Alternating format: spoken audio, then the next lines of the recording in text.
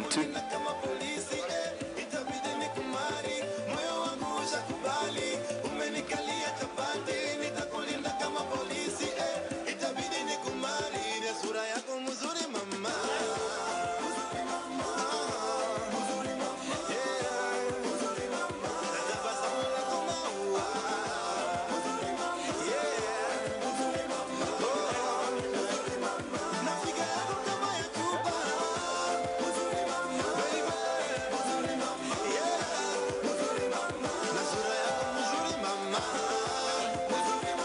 So anytime now we're going to have His Excellency the President of Kenya together with His Excellency the President of France joining us for the opening session of the Sports Sustainable Investment. Sura yako mzuri mama.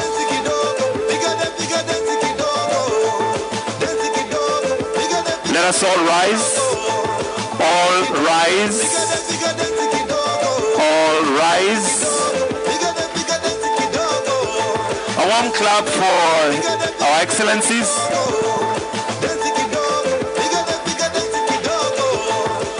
We also have the President of Botswana and Senegal joining us for this wonderful, auspicious occasion. A warm welcome to the presidents, please.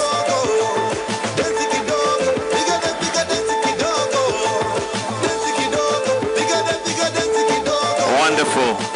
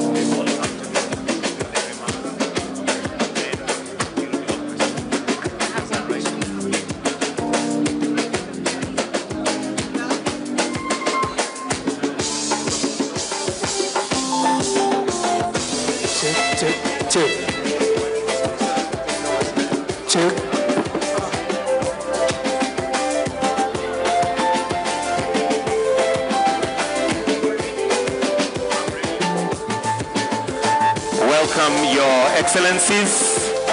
May I request that we kindly take our seats.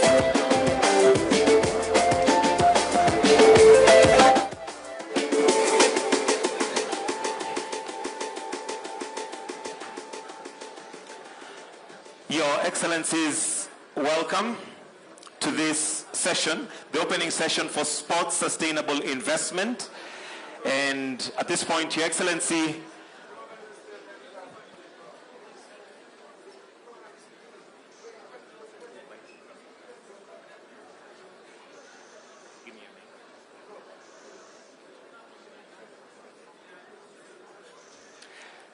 all right, welcome, Your Excellencies. Allow me to hand over to Anne-Marie, who's going to guide us on our next session.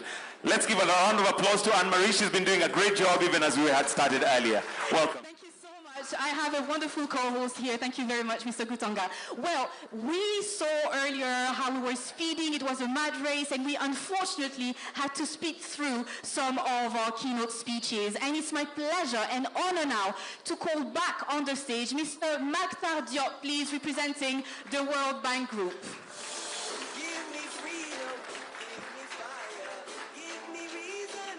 A big round of applause, please, because this is not easy on his part. Merci. Dieu Roger.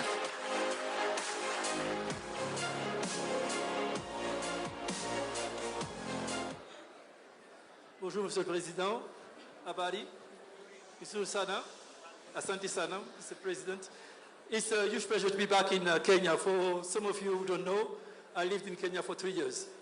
Made a lot of friends, and I consider it as a place which is central to the development of the continent. Let me say a few words, Mr. President, because sports means a lot to me. In my youth, I had the opportunity, Mr. President, excusez-moi de ne pas parler en français. Si vous permettez, je m'adresse à l'Assemblée en français. I had the opportunity in my youth to represent the national team of my own countries. So I learned what sports means. And at that time, you know, you will sleep in the camps in very bad conditions before going to competitions. In not the time of now that President Motsepe is helping athletes to get. But it brings to me the fact that sport is very important. And when 10 years ago we started looking at it, I called my friend Remy Rioux from AFD, and we decided to do something together on sports in the world and in Africa. We launched a certain number of initiatives. We could not finance teams. We could not finance other parts of the sports. But we knew that we can do something is finance infrastructure. Because when you don't have infrastructure for sports, kids cannot go to sports. So we decided to finance people who are financing arenas.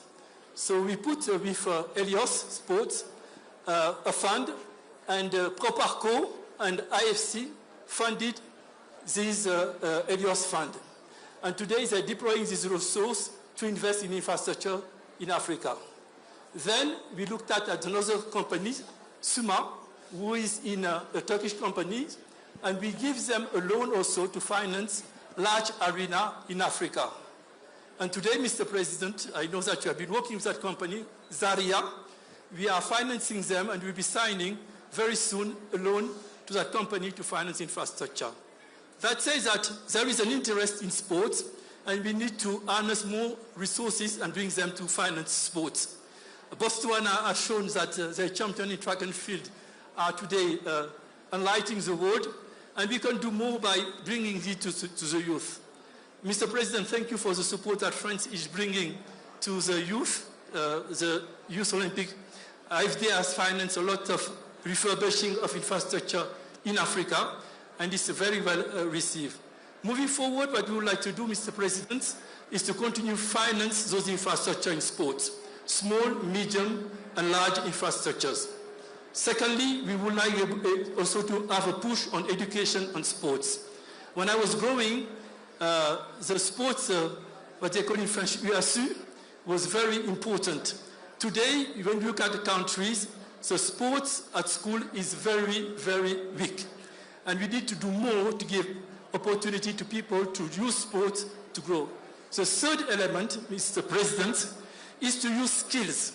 When you take kids in what they use in school in my country, Mr. President, les associations sportives et culturelles, les ASC, and you allow kids to learn skills while doing sports, you are reaching a lot of goals. So this is the kind of things that the World Bank Group and the IFC that we're trying to do to support the ecosystem of sports, and we are giving to the city today a lot of opportunities of interest of investors, and we found that this forum and the role that France has played in that context has been critical in developing sports in the continent and in other part of the world. We are working also with UNHCR and the IOC to be able to bring sports to the displaced people, because it's an important way for them to be able to be reinserted in the society. I will not say more than that, but I would like to thank you for giving me that opportunity to say these few words, because we've been able to put $50 million in Helios. We are financing Suma, we are financing Zaria, and this is just the beginning, and we continue doing that. Thank you very much. Thank you so much, Mactar Diop. Thank you for your flexibility. And indeed, what you shared was extremely important, so thank you once again. Well, we've been talking about the power of sports. If there's something that sports create, is connections, of course, and emotion. And if there is one language, I want to say almost love language, that speaks to the heart of many Africans, and I hope that Claire from NBA Africa won't hate me for that, it's football. So please do take a look, pay attention to the screens.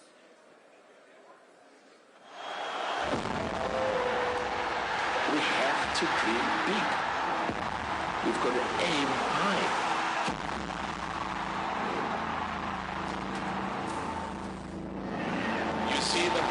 football. The power of football to bring Africans together. The power of football to show the rest of the world that African football is in motion. African football is growing.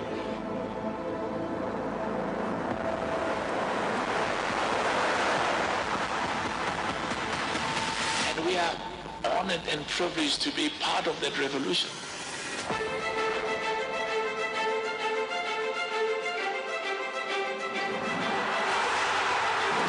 Champions of Africa again.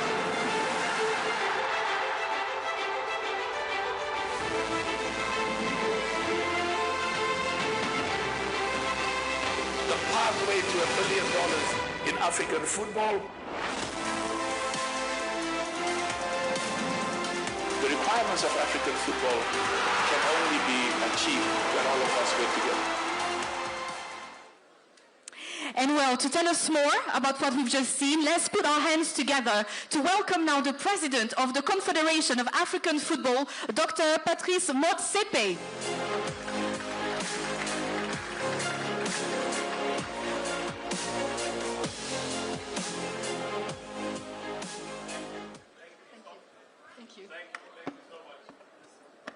Our brother, President Ruto, thank you so much for hosting this very special occasion. Mon frère, President Macron, merci, good to see you. President Faye, bonjour. We are talking another language now that's very close to Swahili.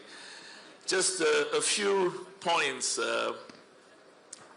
We've always known that African football players are amongst the most talented in the world. They've played in the best leagues in France, in Europe, and have performed amongst the very best. But, you know, we as a family got involved in football essentially through philanthropy. We've invested hundreds of billions of our own money as part of giving to the continent, the continent that has made us what we are. What is very exciting is that the partnership, and that's why your presence, President Macron, is so important, because it's not just about sports. We meet in Davos every year, and there are billions and billions of dollars of partnership between France and Africa.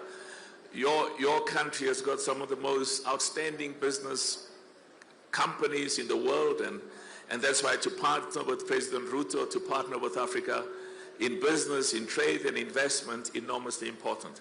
But let's talk about football.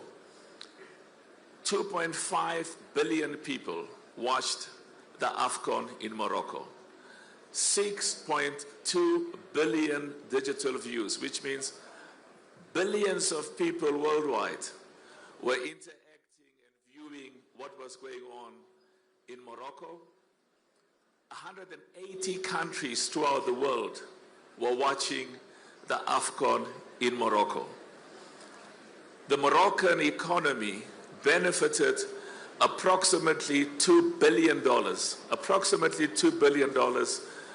according to Nielsen. Nielsen is one of the top research and marketing companies in the world. They are used by UEFA, they are used by FIFA.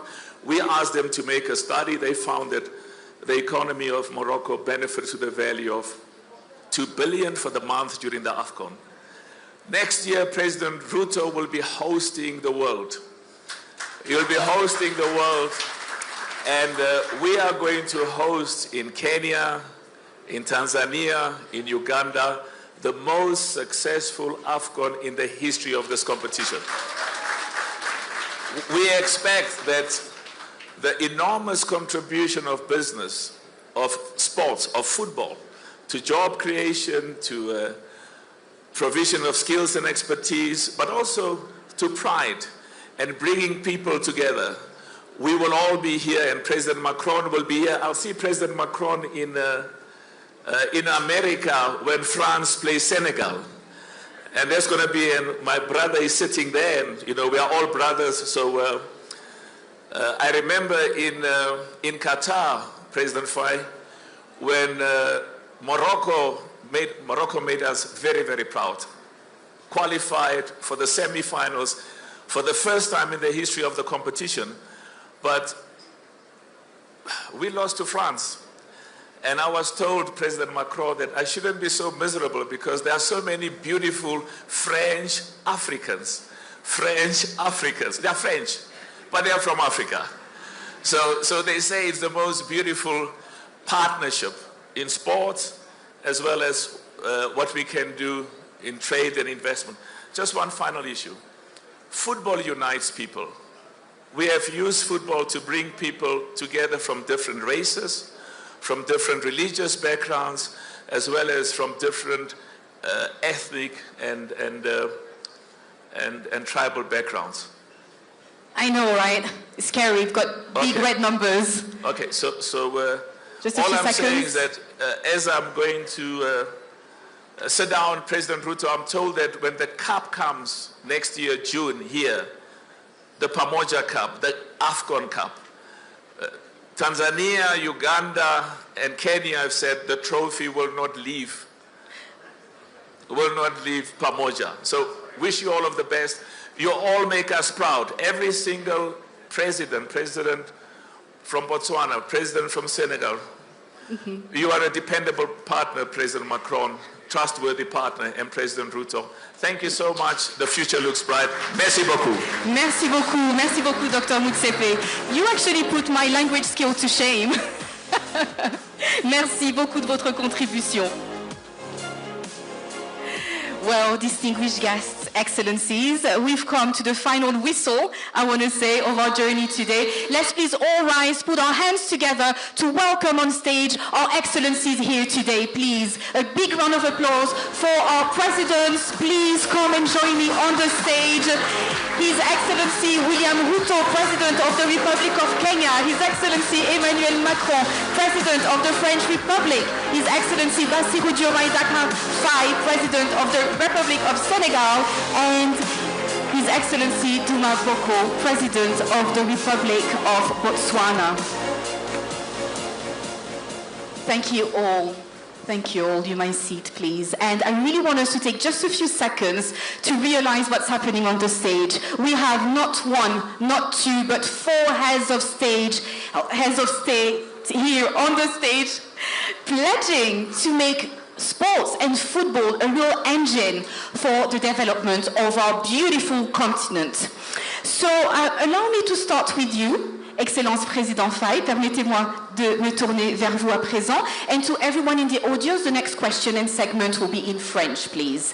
And of course, I would kindly ask you to remain silent, to pay attention to what our heads of state have to share with us today. Mesdames et messieurs, avant de procéder, je vous demanderai s'il vous plaît de bien vouloir rester silencieux afin qu'on puisse entendre ce que nos excellences ont à partager avec nous aujourd'hui. Alors, je vais me tourner vers vous, Excellence Président Faye. Donc, dans quelques mois, on l'a vu notamment sur nos écrans, eh bien, les regards du monde entier se tourneront vers Dakar pour les Jeux Olympiques de la jeunesse. Le premier événement olympique jamais organisé, il faut le rappeler, sur le sol africain.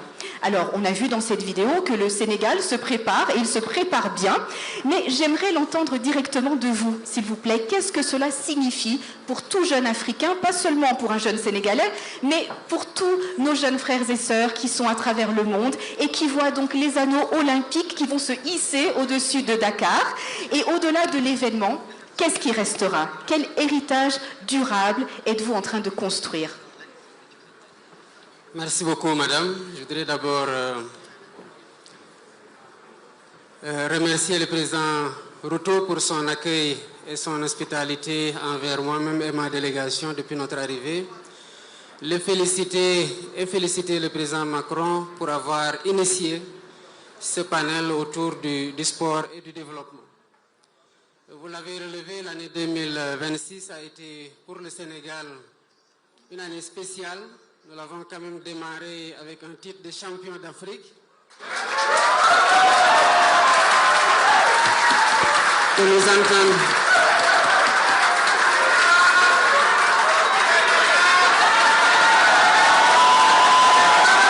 Merci beaucoup. Merci à vous pour ce verdict qui est déjà rendu. Alors nous reviendrons ici l'année prochaine pour défendre notre titre qui restera intègre. Alors je dis que c'est une année spéciale pour nous, parce que c'est l'année de la deuxième étoile du Sénégal en football. C'est une année aussi au cours de laquelle nous avons fait des performances sportives majeures dans beaucoup de disciplines. Et cela, il faut le noter, est le fruit d'une politique sportive hardie et qui prend en compte toutes les dimensions du sport au niveau scolaire, au niveau universitaire, au niveau professionnel, au niveau amateur, pour les compétitions nationales comme pour les compétitions internationales.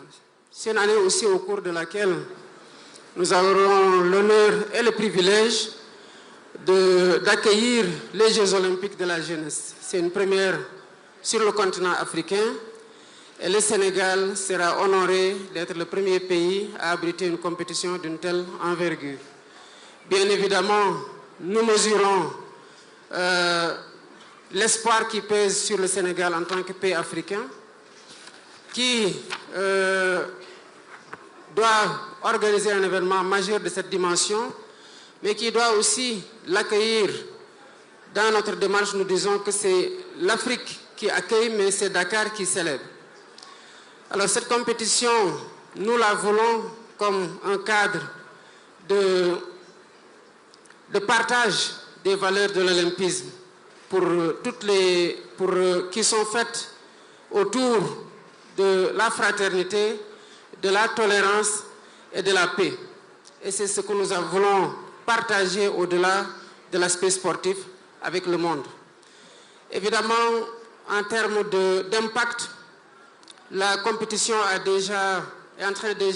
n'est pas encore arrivée, mais les investissements en matière de rénovation d'infrastructures sportives, de construction, et surtout par rapport à l'option que nous avons prise de les décentraliser au niveau des communes pour démocratiser la pratique sportive, va contribuer déjà à socialiser davantage, à renforcer la cohésion sociale et à permettre à ce que chacun puisse pratiquer le sport qu'il veut, où qu'il soit, à l'intérieur du pays. Donc sur le plan des impacts, nous pouvons déjà noter ça.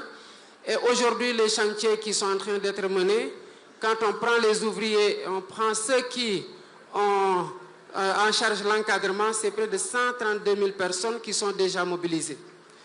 Et sur l'héritage, donc, on aura un héritage infrastructurel, mais aussi un héritage par rapport à un savoir-faire qui sera acquis en collaboration avec l'ensemble des partenariats que nous avons noués autour de l'organisation de cet événement. Et j'en profite pour remercier le président Macron pour leur parfaite collaboration dans l'organisation des JOJ sur le volet sécuritaire et sur d'autres plans. Alors, nous appelons toutes les populations africaines, particulièrement les jeunes et les femmes, à venir accueillir cet événement africain, le célébrer à Dakar. Et j'en profite aussi pour inviter tout le monde à cette fête sportive africaine, mais aussi mondiale, et dire que réaffirmer notre engagement à abriter le deuxième sommet, après celui de Paris en 2024, le sommet sur le financement durable du sport. Et ce sera à Dakar, en prélude des JOJ 2026. Merci beaucoup, Excellence. Jeff. Tous les yeux seront rivés vers le pays de la Teranga. Merci beaucoup de votre contribution. Allow me to speak in English now again. To turn to you, Excellency President Boko. So you stepped into leadership at a time when the world is looking at Botswana as a hub for innovation and stability. We know that sport is a massive soft power tool. And so can you tell us, how can your country use its success on the track, I want to say, to unlock new off-field opportunities as well for our youth and our communities? Well, thank you very much. Let me begin by acknowledging His Excellency the President of Kenya and the host of the summit, recognize President Macron, co-host, recognize my good friend and brother, Diomaye Faye, President of the Republic of Senegal. How I wish this were a relay race, because then we would deploy the blistering pace, the vitality of the Republic of Botswana, the champions. But let me thank all of my colleagues here for being here, and thank President Ruto for his hospitality and generosity since we arrived here. Africa stands at a defining moment. We recognize across our continent that sport is no longer merely a recreational activity or entertainment platform. It is a unifying force, and more importantly, it's an investment opportunity that can unlock employment, tourism, infrastructure, development, youth empowerment, and regional integration. We've seen in Botswana fairly recently, a few days ago, you saw one of the most awesome spectacles of athletics leading to breaking records, personal bests, championship record times. All these took place in Botswana. You also saw, for the first time and in the most amazing fashion, that Botswana, the world's largest producer of diamonds by value, introduced something spectacularly different and embedded in the medals that were given to the successful athletes, the natural diamond. We made a statement with that. We signaled to the world, firstly, that the natural diamond carries stories, carries epic memories. It's about lives and livelihoods of real people. That infrastructure has been developed from this resource and will continue to be developed. And so sport has helped us to make plain to the world the spectacular achievements that can be made through sport and through proper utilization of the mineral wealth of any and every country. We are grateful that we are here today. We look forward to creating partnerships. We have President Motsepe here, who knows and who saw that towards the end of the contest that we held in Botswana, there were two vicious competitors, brothers towards Botswana and South Africa, and they pushed each other hard, as we always do in sport. We support each other, we collaborate with each other, we challenge each other, we push each other hard to achieve the highest standards of excellence in the different sporting codes. And we saw that between Botswana and South Africa. They deployed their very best. They came ready to compete. They competed, and they did admirably. So we are grateful for all these, and we look forward to more, and we say to all of you, if you want world records to be broken, you want to feel the vibe, the funk of sport and the unity that it brings, make sure most of your activities are held in Botswana. Thank you very much. Thank you so much. Is that an invitation, Excellency, to Botswana? Is that an invitation, Excellency, President Boko, to Botswana? Oh, well. Is this an invitation to Botswana? Okay, it's well noted, yeah. So we're going to, we're going to Kigali, and now we're going to Botswana as well. Thank you so much. Excellence, Président Macron, permettez-moi de me tourner vers vous à présent, parce que vous avez fait du sport un des piliers du renouvellement entre l'Afrique et la France. Alors aujourd'hui, nous voyons cette ambition se concrétiser à travers la mobilisation croissante du secteur privé. Quel message souhaitez-vous envoyer à l'ensemble des acteurs réunis aujourd'hui? Merci beaucoup. Merci. Je veux remercier à nouveau le président William Ruto pour son accueil et mes chers amis et collègues, présidents du Sénégal et du Botswana, d'être avec nous aujourd'hui. Et merci Mokhtar et Patrice pour vos présentations à l'instant. Mais vous l'avez parfaitement dit, d'abord on est au bon moment, au bon endroit. Et c'est important de se le dire. Le Kenya est un grand pays de sport. Je crois que... C'est vrai. Kipchoge et Nsawe, c'est quand même le pays où on court le marathon en moins de 2 heures. C'est une bonne référence. Et grand pays donc à la fois de marathon, de courses d'endurance, mais aussi de football, de rugby à 7. Et le continent africain est un grand continent de sport. Et je crois que ça vient d'être rappelé, mais il faut avoir quand même à l'esprit que 2026, les Jeux olympiques de la jeunesse au Sénégal, 2028, la CAN, donc dans cette région Kenya, Tanzanie, Ouganda, ça a été rappelé, et 2030, la Coupe du Monde en Méditerranée, avec le Maroc qui sera partie prenante. Il n'y a pas un continent qui est autant exposé à des grands événements sportifs que le continent africain dans les années à venir, et qui a d'ores et déjà autant d'athlètes, et ça a été dit, Patrice et Mokhtar l'ont rappelé tout à l'heure aussi, quand on parle des grands champions souvent européens, on parle de grands champions qui ont des racines, des origines qui sont partagées entre le continent africain et la France. Quand on parle des footballeurs, c'est extraordinaire, c'est une chance. Et on a même parfois exporté nos sélectionneurs sur le continent africain. Claude est là avec moi dans ce déplacement. Il a fait rêver pas mal de générations et le président tout à l'heure l'a honoré. Donc, moi ce que je veux dire, pourquoi c'est très important ce qu'on fait là? D'abord, ça a été rappelé, c'est une question d'éducation. Partout où on aide à développer le sport, au-delà des grandes compétitions, et c'est pour ça que nos Jeux olympiques de la jeunesse au Sénégal sont si importants, on donne de la capacité d'émancipation et d'éducation à nos jeunes. On l'a mis au cœur de notre stratégie en France, mais c'est ce qu'on veut pour le continent africain.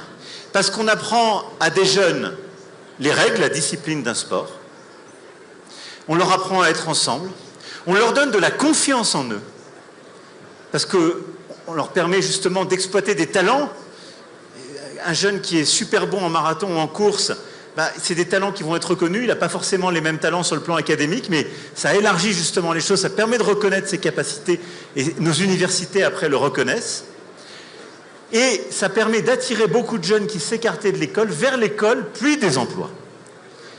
Et enfin, c'est un formidable levier en matière de santé. Il y aura une table ronde aussi en matière de santé demain au niveau des leaders.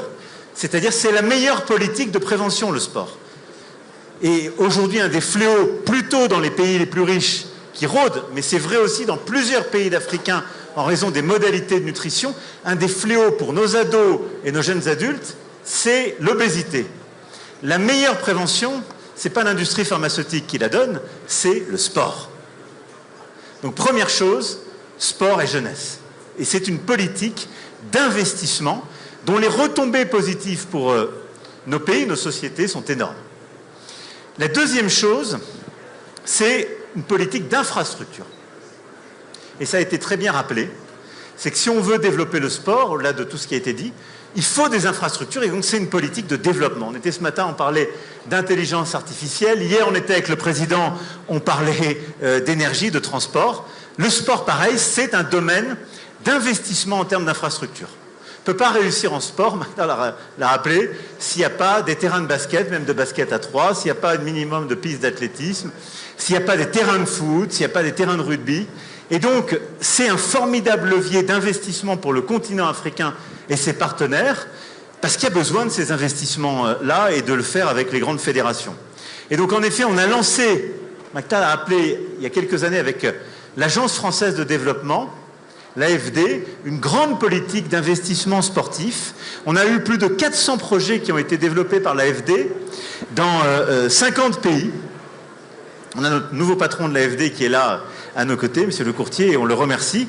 Et je veux rendre hommage aussi à son prédécesseur, Rémi Rioux, qui a porté cette politique pendant les 8 dernières années avec beaucoup de force, qu'il a fait avec Mactar et ses équipes et donc la Banque mondiale, et qu'il a fait aussi avec les grandes fédérations internationales. C'était assez innovant, et je m'en rappelle, il y a 8 ans, un peu après Ouagadougou, on s'est retrouvés à l'Élysée avec la FIFA, avec la NBA, avec la FIBA, les grandes fédérations, surtout basket, foot, mais on avait aussi athlé, la NBA, et on a lancé ce programme. Et de Kigali à Libreville, à travers tout le continent, on a créé ces terrains. Et donc on a investi des centaines de millions d'euros dans ces infrastructures. Et ces programmes, on l'a fait avec le groupe Orange, Sonatel, Heliosport, Win-Win Afrique, etc. Beaucoup de groupes, plus ceux que Mactar a rappelés, qui nous ont permis de développer tout ça et qu'on a accroché avec la formation justement de nos jeunes. Et on a pu engager beaucoup de jeunes dans ces programmes de formation par les infrastructures qui ont été construites à travers le continent. Et j'ai été très fier il y a quelques années d'être à Kigali pour la première compétition en lien avec la NBA de basket et de compétition de basket entre clubs. C'était un formidable moment là aussi d'émergence du sport sur le continent africain. Et évidemment, ce que fait la CAN, ce que fait la FIFA avec vous, est un formidable levier de développement. Donc, politique de jeunesse, politique d'infrastructure. Et puis, moi, je voudrais finir en disant, c'est un formidable levier de croissance et de création de richesse pour le continent. Et ça, c'est encore quelque chose qui est à saisir. Parce que quand on regarde ce que représente le sport et toutes les filières qui ont avec le sport, le marché mondial du sport, c'est 2% du PIB mondial. Quand on regarde sur le continent africain, c'est 0,5% de son PIB. Ça veut dire une chose très simple, qu'on connaît dans beaucoup de filières, on l'a évoqué ce matin, l'économie du sport n'est pas assez structurée sur le continent africain, elle est souvent encore trop informelle, premier problème qu'on a dans plein de domaines, et souvent aussi, vous avez la matière première, mais elle est valorisée dans d'autres continents. Et pardon de faire un peu ce parallèle, mais vous avez parmi les plus beaux et les meilleurs sportifs du monde, comme vous avez les plus grandes terres rares et minerais critiques, et ils sont pris dans d'autres championnats, dans d'autres compétitions. C'est pas bon pour le continent africain. Et donc, ce que vous devez faire, ce que vous allez faire, ce qu'on veut faire avec vous, c'est de valoriser ce capital humain pour qu'il devienne de l'informel au formel, et pour que ce capital humain qui est sur le sol africain soit pleinement révélé et se révèle dans les clubs et les équipes africaines, et n'est pas à s'exporter à l'autre bout du monde pour créer de la richesse. Et vous imaginez, si on fait croître, si on aide à croître le produit intérieur brut du continent africain, ce qu'on veut faire, ce que vous allez faire avec ces investissements conjoints, et si dans le même temps, on arrive à révéler ce que doit représenter le sport de 0,5% à 2% du PIB, c'est une vraie révolution qui est créatrice de richesse. Et là-dessus, nous, on est prêts à vous aider de manière toute particulière, d'abord par les investissements qu'on fait, qu'on veut faire, que vont faire l'AFD, nos partenaires avec nous et toutes nos entreprises, et par la structuration de cette filière sport. Il y a 10 ans, je n'étais pas président, et même 11 ans maintenant, j'étais ministre de l'économie. Et en France, on n'avait pas structuré cette filière. Et on a lancé, il y a 10 ans, on a fini, cette feuille de route de la filière sport en France. Ce qui a permis de nous améliorer et d'exporter beaucoup plus. Olivier Ginon, qui est là aujourd'hui, qui était déjà patron de GL Events, a structuré cette filière pour nous. Il a fait ce travail avec tous les partenaires. Et en 10 ans de temps, on a créé beaucoup plus d'emplois dans notre pays. Et tous nos acteurs de la filière sport se sont exportés beaucoup mieux.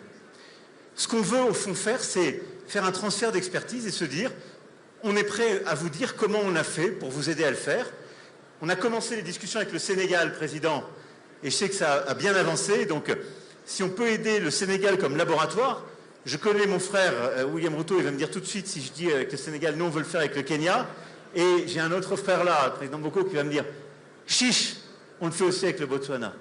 Mais c'est au fond de se dire comment on vous aide à structurer ces filières pour créer beaucoup plus de richesse, de valeur, et permettre à vos sportifs d'être pleinement reconnus, de mieux gagner leur vie et de la gagner sur le continent africain. Voilà ma conviction. Donc, au fond, le sport, c'est au croisement de l'éducation, de la santé et de la croissance. Donc, il faut y aller à fond. On y va à fond. Le message est vraiment passé, and the time is absolutely now. So, like His Excellency President Macron just said, when we invest in sport, we invest in people. When we invest in people, we invest in our future. Thank you very much. And to conclude, allow me to now turn to you, Your Excellency President Ruto, because we've mentioned it, we are really standing in the home of sports legend. Earlier today, we had Eliud Kipchoge right here on the stage. We've seen, and I live in London, we've seen what Sebastian Sawe accomplished just a few days ago. But I want to say as well that your country breaks many records, notably in tech and finance. This is the home of M-Pesa as well. We've got Equity, we've got KCB. They're helping millions of customers every year. So I want to ask you, Excellency, can we make sport as powerful an economic engine as tech and finance? And what is your commitment to making this transition a reality? Thank you very much, President Macron, my good brother Boko, President of Botswana, President Faye, friends. Good afternoon, or is it good evening, and welcome to the Nairobi University. Just so that you know, Nairobi University is my alma mater.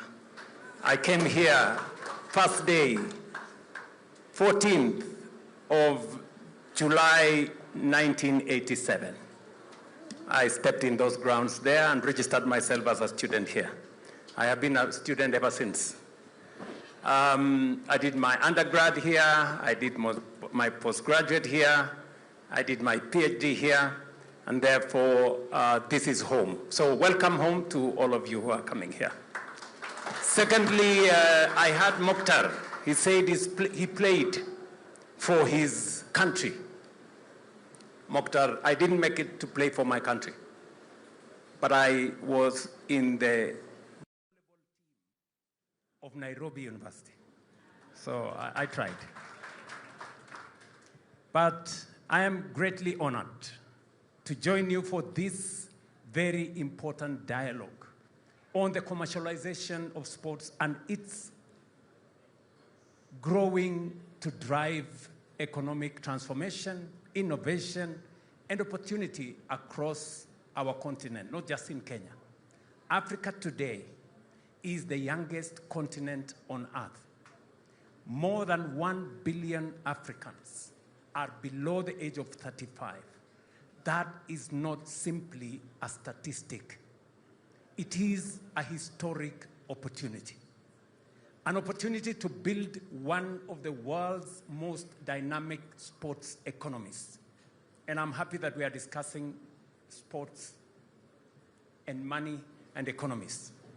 An opportunity to turn talent into enterprise, passion into prosperity, and potential into real power. Sports can no longer be viewed merely as a recreation or for competition purposes. Today, President Macron, in the morning, went for a competition with Eliud Kipchoge. He didn't. I lost. And by the way, I have heard Boko, and he has said correctly that if you want relay, please find your way to Botswana. And if you want good food, find your way to Senegal. But if you want real good international world-class athletics, this is the place where history is made. This is the place where the first man on earth has run marathon under 2 hours. Sebastian, we're very proud of Sebastian Sawe. I mean, a man who went to school in a school, primary school called Jeukta Primary School. Many of you will not know where Jeukta is, but he has made history. Today, sports is industry. Sports is infrastructure. Sports is investment. Sports is culture, diplomacy, technology, tourism, and of course, jobs. Across the world, Sports generates billions of dollars every year through broadcasting, infrastructure, manufacturing, entertainment, tourism, technology, and talent development. Africa must not stand at the margins of this global industry. Africa must stand at its center. That is why Kenya has deliberately positioned sports as a pillar in our bottom-up economic transformation agenda, because we recognize that it can unlock enterprise, livelihoods, national competitiveness, and of course, hope amongst millions of our young people. As the gateway to East and Central Africa, Kenya brings together two very unique advantages.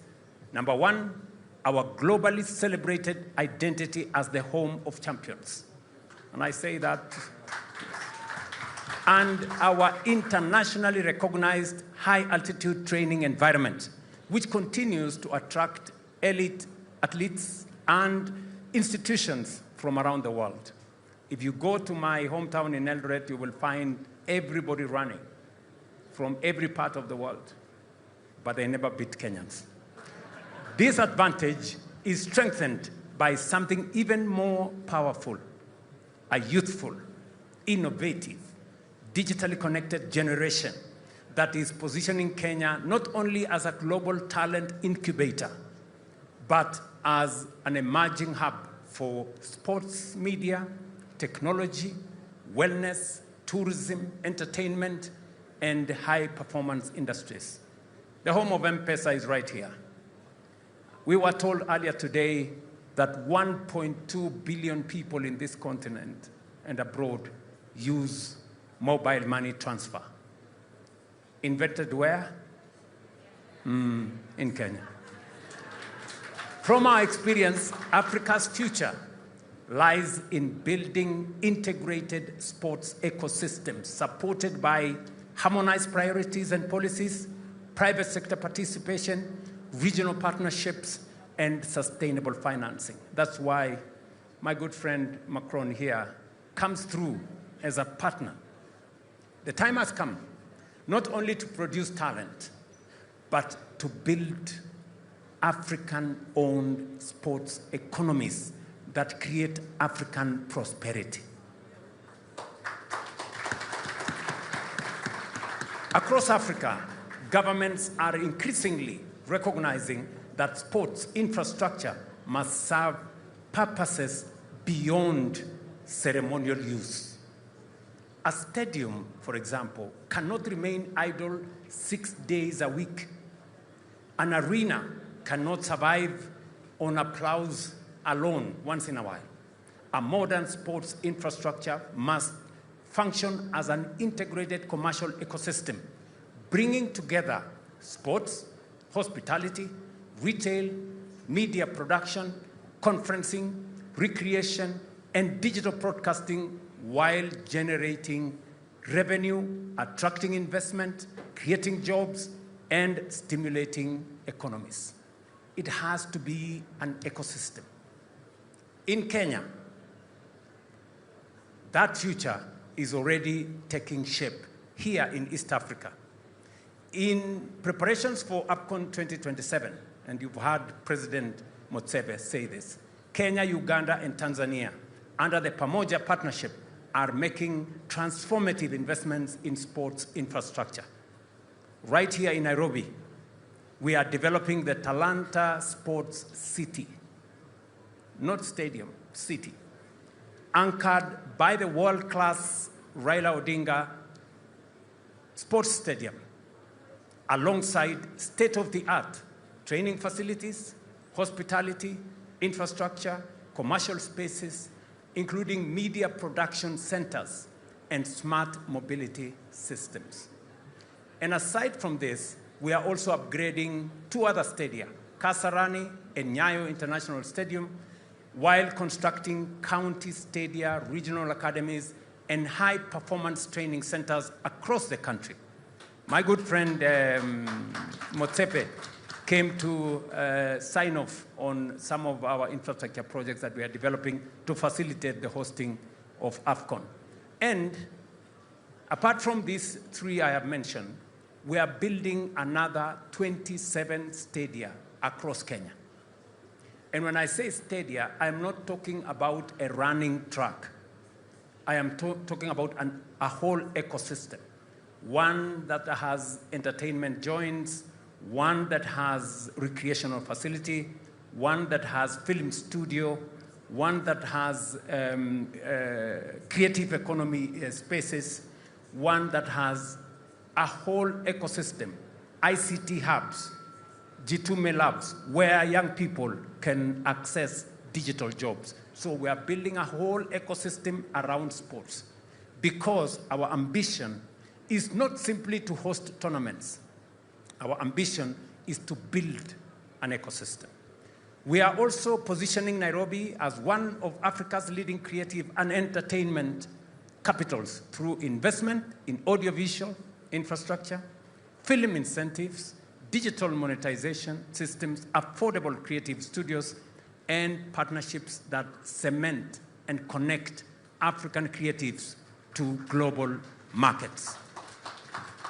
Let me conclude this by saying we are also advancing this vision. Kenya recently signed an agreement with Zaria Group, and Ujiri came to see me on this, a household name in global basketball and sports development to develop a modern arena and entertainment district within Nairobi Railway City, just a few minutes from here. We will be putting up an arena there. And today, in this conference, Your Excellency, we will also be signing a contract with another group to deal with another arena in the Bomas of Kenya so that we can build this as a hub for entertainment in our region. This is an investment of close to $130 million to support development of modern purpose indoor arenas across our nation. Together, these initiatives are expected to strengthen Nairobi's position as a regional MICE, creative and investment hub, while creating thousands of jobs and opening new opportunities for African youth. Let me conclude this. I know we are all pressed for time. To say how we appreciate my colleagues who are here. Thank you very much for finding time to share this moment with us in Nairobi. You can count on our support, you can count on our goodwill, and we are going to continue to build spaces that will make sure that we take this forward in the coming weeks.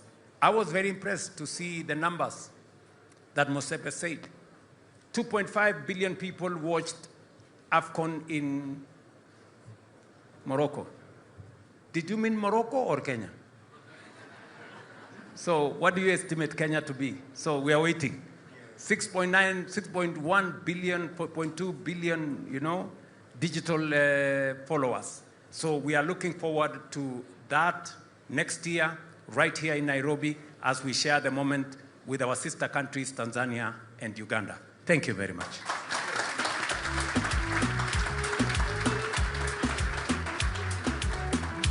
Thank you so much, Excellency. President Ruto, Excellency, President Boko of Botswana, President Faye of Senegal, and President Macron of France. We've heard our Excellencies loud and clear. The time is now, the place is Africa. Thank you for your vision, your commitment to harness the power of sports to build a better future for our continent. Thank you all as well in the audience. Good afternoon.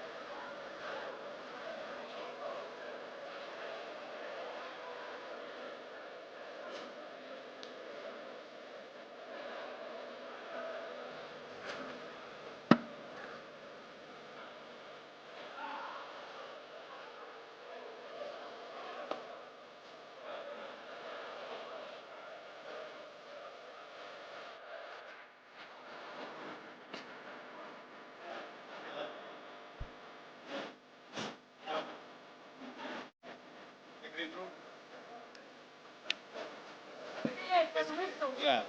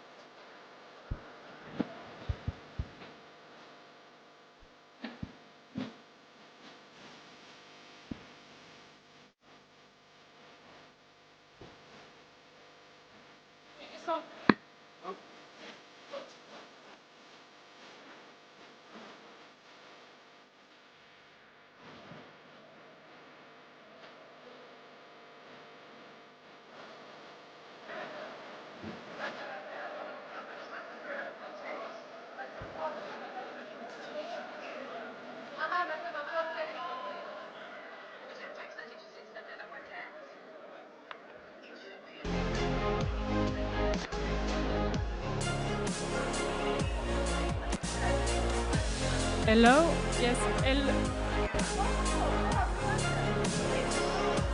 hello everyone, the main stage is going to continue, so please, could you leave or take a seat?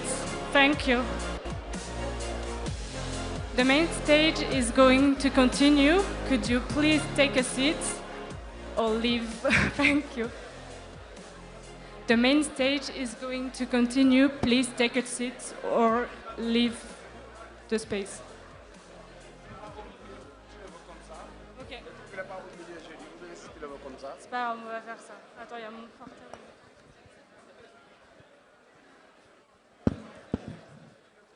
Ou pas?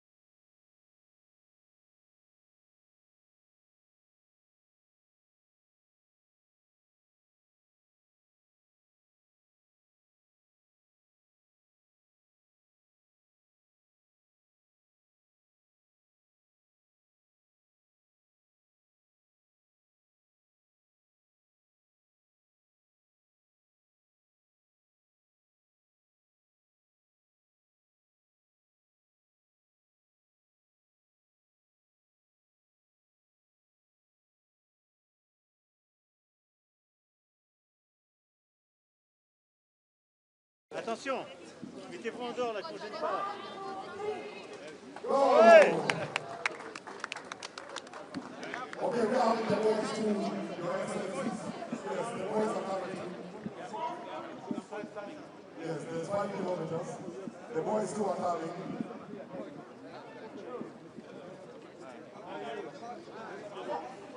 Your Excellency, we have one of our deputy admin who is going to run 700 kilometers from Nakuru in August, together with you to talk about youth education. 700 kilometers. From Nakuru in 7 days. 7 days. We are trying for us to Very good. So please don't lose one another and don't lose our cars. Only ones. I'll count to 1, 2, 3. 1, 2, 3. Allez.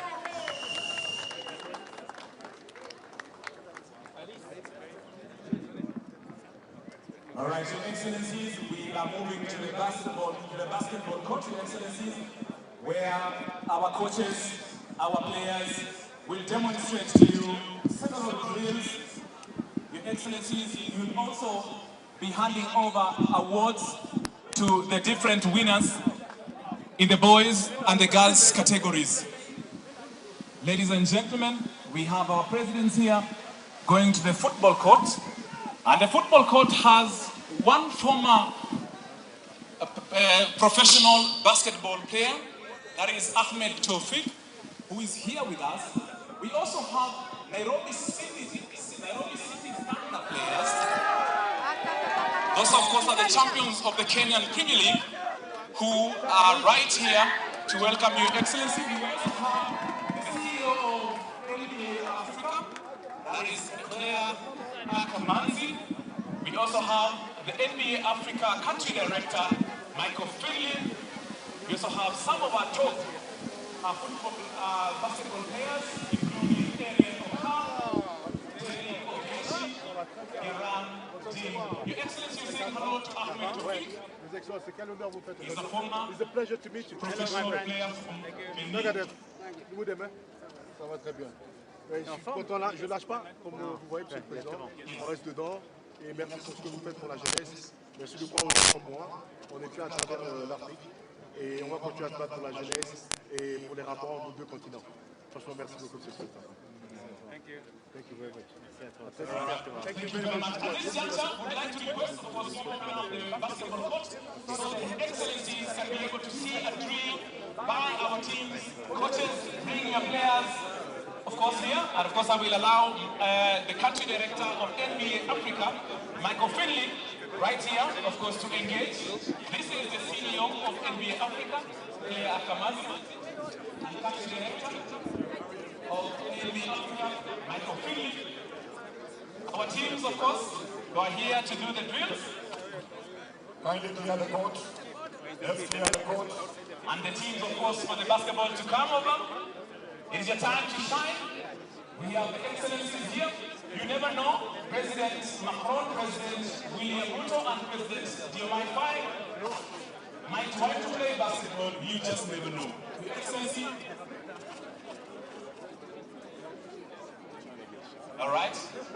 So just to give you context, Your Excellencies, these are kids from the basketball experience, a program sponsored by the French government, and it has been implemented in Senegal, and Kenya is the last destination where the basketball experience is being implemented.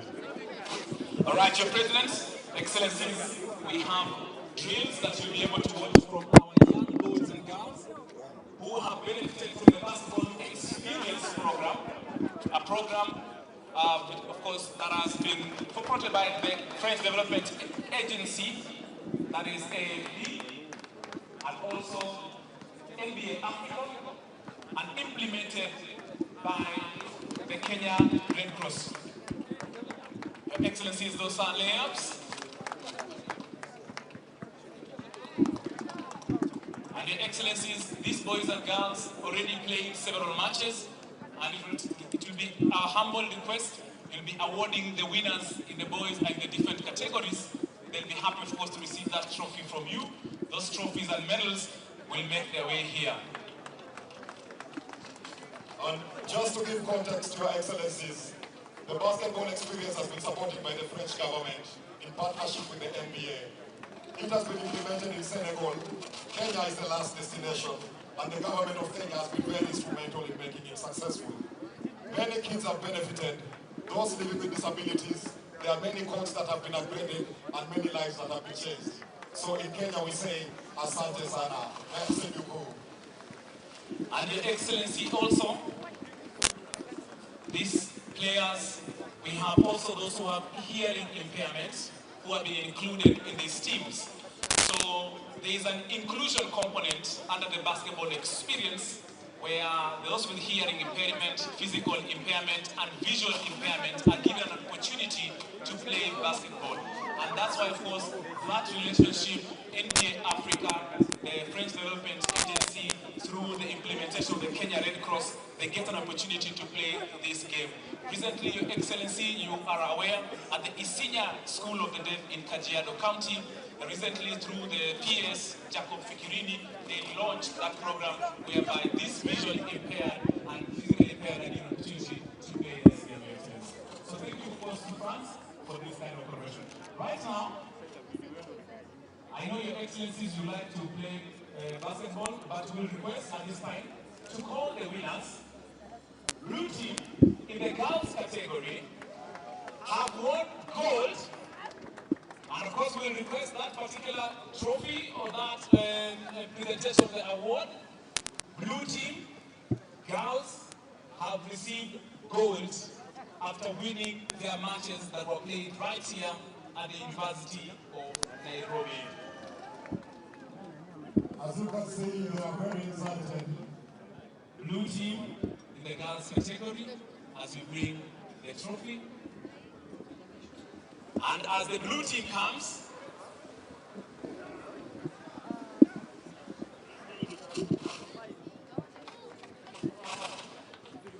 a round of applause to them, please. Round of applause. That is the trophy, Your Excellency.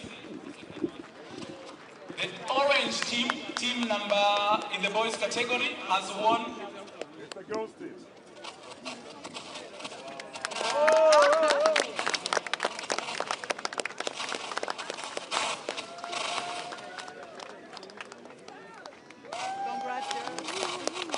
A round of applause for them. Yes, they have taught the president a new sign language. Well done to the team. Congratulations, Your Excellency. 51,000 boys and girls, Your Excellency, have benefited from basketball experience. 51,000 in 128 schools across Kenya. Thank you to France and Kenya relationship. So let's call up orange team in the boys category. Orange team, thank you very much. For the blue team, well done, congratulations. A coffee, and of course claps to our blue team. Let's call the orange team in the boys category on the photo session. Oh yes, it's very important for this photo session. The visitors move back to allow the photo session and clear the way also for the drone. We will have some nice drone shots. The presidents are having a photo with the winner, blue team girls in basketball. Let's take a step backward, everyone. One step backward, please. One step backward. Smile for the camera. This is being streamed. I'd like our dignitaries to also look at the sky. Media, we request you to move just behind because so you can get enough space to get that beautiful photo. Media tunaomba, we request you to move behind. You will get a good picture from a distance. Media, we request you to remove behind tafadhali. Thank you very much. Blue team in the girls category in basketball. Right now I'd like to call the orange team in the boys category. Orange team in the boys category to receive their award from President of the Republic of Kenya, President of the Republic of France, and the President of the Republic of Senegal. We request, of course, the Excellencies to award the trophy. So we request the President of France Your Excellency Emmanuel Macron to award this particular award to the Orange Team boys, the team in basketball. Captain Orange Team. That's the award. Captain Orange Team. Round of applause. Well done. Congratulations. Smile for the camera, Your Excellency. A photo. Asante sana, Kenya Basketball Federation President Hilmi Ali for actually handing that trophy to me. Let's have a photo. A photo with the Excellencies.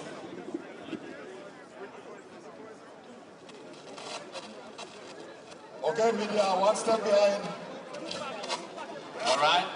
Please, journalists, we request you to move behind to get a good photo.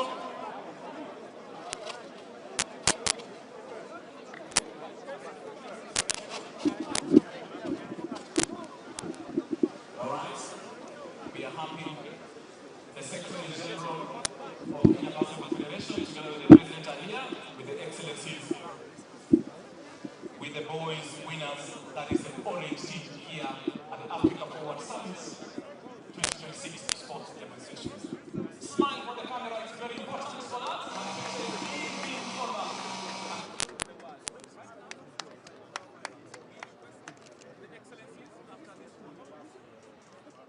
We request after this photo, we move to the football pitch, where also we do the repetitions after the photos.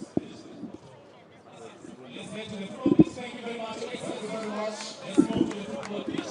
Please, only the leaders should enter the pitch. Only the presidents are on the football pitch. Only the presidents. Only allow the presidents in the football field. Only the presidents on the football pitch, the others on the perimeter, on the extremes. Tafadhali, only allow the excellencies on the football pitch. We also have former French star and player, Claude Leroy, who most of you know very well in terms of coaching in Africa. One of the best coaches that Africa has ever had in the different countries. That's Claude Leroy, who is amongst us. Asante sana. We request them humbly our presidents. Let us only let the presidents enter the pitch. Thank you very much. Only the presidents in the field. Kindly let us only let the presidents in the field. Only the presidents. Thank you very much. And Your Excellency, really interact with some of these boys.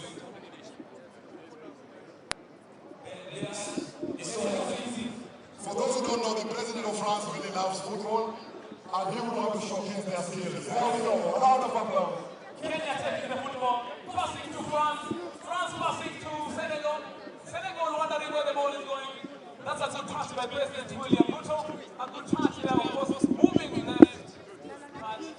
We wonder why our national team doesn't have strikers. We have good players. Well done, Excellency.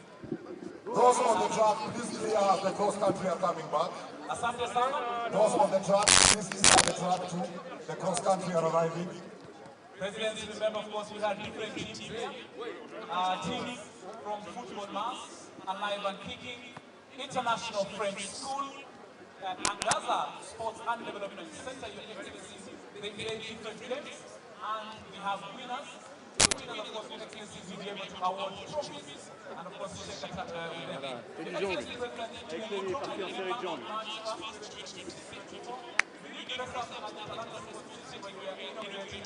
I hope you will do the same when you do the penalty shootout.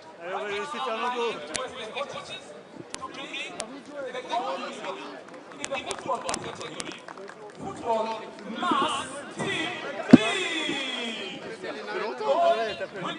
C'est fou, hein. On a lancé ce projet ensemble en 2016 au Nigeria. Regardez maintenant, c'est encore là. Comment ça va? Ça me fait plaisir. Oui, très bien, ça fait longtemps. On va au discours. Football Mass Team B. Football Mass Team B. We request your presence here. And then after Football Mass B, French School B will be here. So Football Mass Team B, French School Team B. We have the first cross country. We have the winners of the cross country arriving now. All right. So let's clear the track. Tu as vu le président Diomaye? All right, football, mass team B, please the trophy now. For the goal that won football mass team B. So we are requesting for the trophy to be brought to us as the athletes are making their way to the finish line.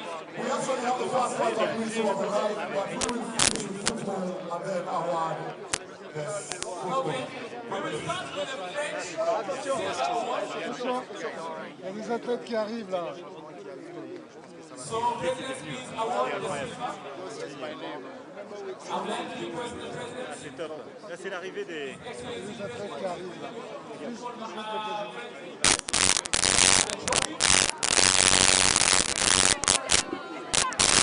This is French School Team B. They won silver, Your Excellency, in the football tournament that we played right here. So please, football French, walk towards the Excellencies. Your Excellency, this is a very wonderful football. Well done. Very good. Congratulations. Thank you. Hi guys. Ça va? Football mass team B. Football mass is one of the football science organizations that engages in football. Merci beaucoup. C'est vous qui avez gagné? Oui. Ah, bravo les gars. C'est bien, bravo. All right, thank you very much. Bravo. Bravo. Well done. You might need a photo with the President. Félicitations. Merci beaucoup. Merci coach. President is requested to have a photo with the team. French TV, have a photo with the President. Come with the trophy to have a photo. Allez, venez, deux rangées. Have a photo. Voilà, la première rangée.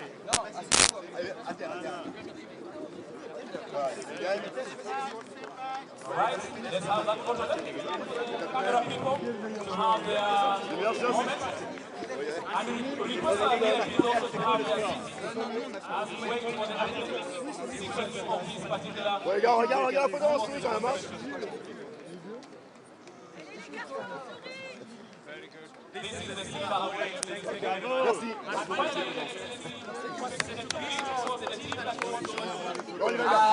That is the football mass. All right, thank you very much, friends of the team. Well done. Congratulations for winning silver in the individual. On a commencé la nationalité française. Moi, je suis Kenyan. Moi, je suis Kenyan. Je suis Kenyan. Je suis Kenyan. Ça, c'est un regard à 3. On a commencé avec la nationalité à l'école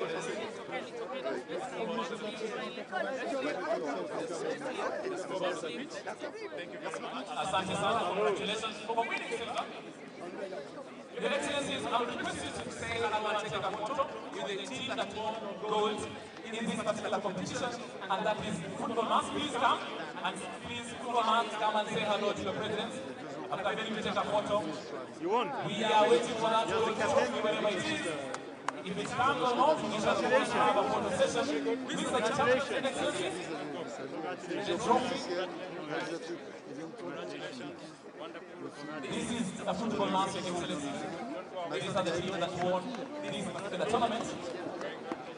And we request anyone person with that gold trophy. We are requesting right now.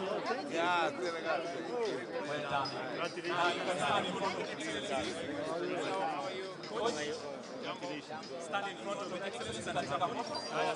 Can I have a photo? Some of you can also can have a photo. Coach, please, for the photo. Right? There you are. Smile for that photo. Smile for the photo before you let's say the last one. Coach? After this, we are requesting the masses to move to the pavilion as the President heads to the finish line of the cross-country, where they will award the winners of the cross-country. At this juncture, Your Excellencies, after the players are left, we have gifts for you. We have footballs for you, Your Excellencies, our President from France, our President from Kenya, and also President for Senegal. We have footballs being presented to us.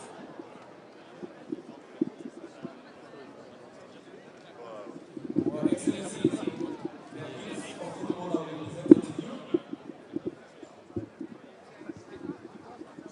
are experiencing the finish of the cross country. I'd like everyone to clear the track, please.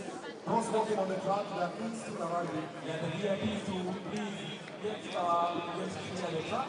But after you are finishing the race, at this junction, now let's clear the track. And people from people, and also from the Confederation African Football. Remember, Kenya is hosting Africa Cup of Nations 2026 with Uganda and Tanzania. This Azan is a gateway for the presidents to manage the football gifts.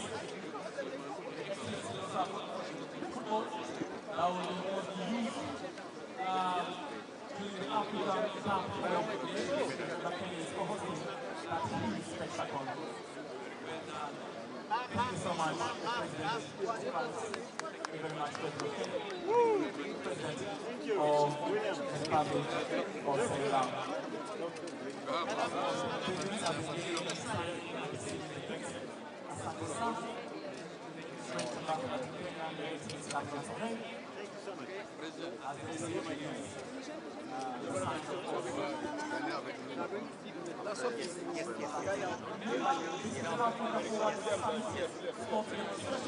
basketball, football, and athletics. We are waiting. Let it take time to make their way. In the athletics, would like Yes, our leaders will go to the finish line of the cross country where they will award the marathon cross country winners. In the men's category, the winner is Obadia. Number 2 is Dennis Kipro. And number 3 is Neshash.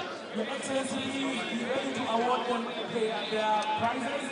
Obadia is number 1 in the men's category. Kipro, number 2, and Neshash, number 3 in athletics. In the ladies category, Lona Cherono, number 1, Ruth Chepto, number 2, and Ruth Cheruto, number 3. In the girls category, Lona Cherono, number 1, Ruth Chepto, number 2, Ruth Cheruto, number 3, as the winners or the top in the races that are already done here at the cross country Africa Forward Summit Sports. Right now, they are being awarded their gold medal, their silver medal, and their bronze medal by the Excellency, the President of Kenya, the President of France, and the President of Senegal. Please take one step behind. All journalists, please take one step behind. Let's give it more space, please. Thank you very much, Your Excellencies, for honoring this particular occasion and awarding our top athletes, Your Excellency. Asante sana for this occasion to engage the President's salute. Your Excellency. Okay, please let us come to the finish line where you take the picture with the athletes. Asante sana, Your Excellency. We ask please come to the finish line. As we allow the Excellency President. Please come to the finish line with the athletes. For the final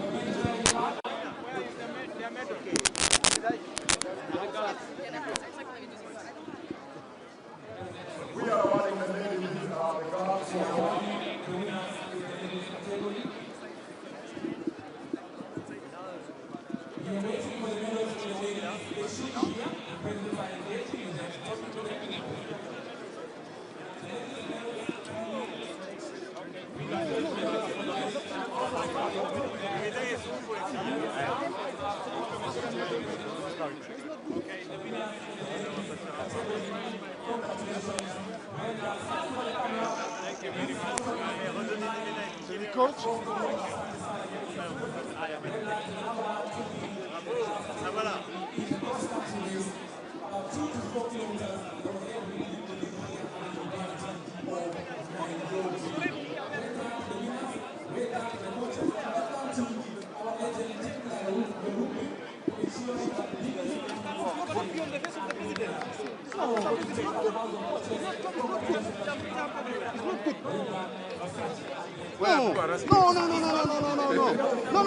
No, it's not good. Yeah, why are you not lasting like this? No, it's not good. No, it's not. No. Thank you. Clear the line. Watch.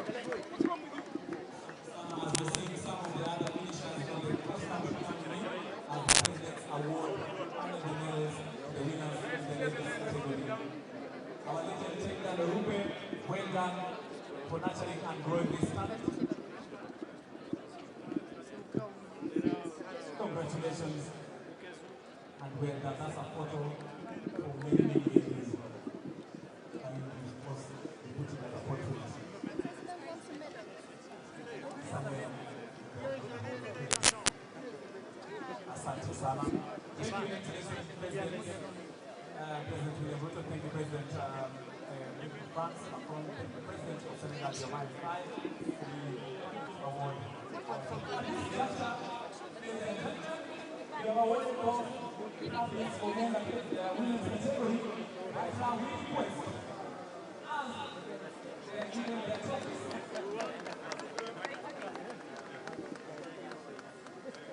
People are welcome.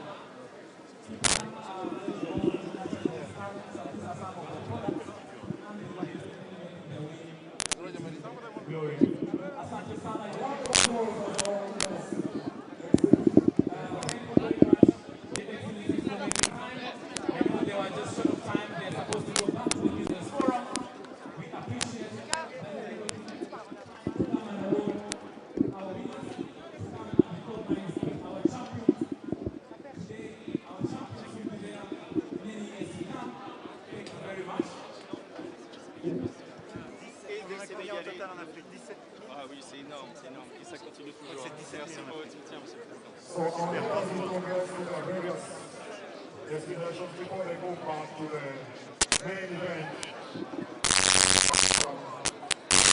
Thank you very much, President of the Republic of Kenya, Your Excellency William Ruto. Thank you very much, the President of France, Your Excellency Emmanuel Macron. And thank you very much, President of the Republic of Senegal, Diomaye Faye. Thank you very much, CS Cabinet Secretary for Sports, Creative Economy and Youth Affairs, Honorable Salim Huria. Thank you very much, the other CSs. Thank you, PS Elijah Mwangi, CBS, for really making this occasion a success. Ladies and gentlemen,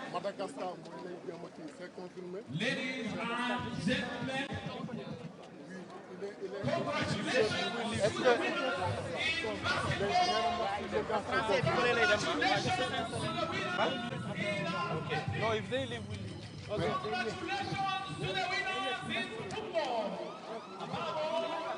We celebrate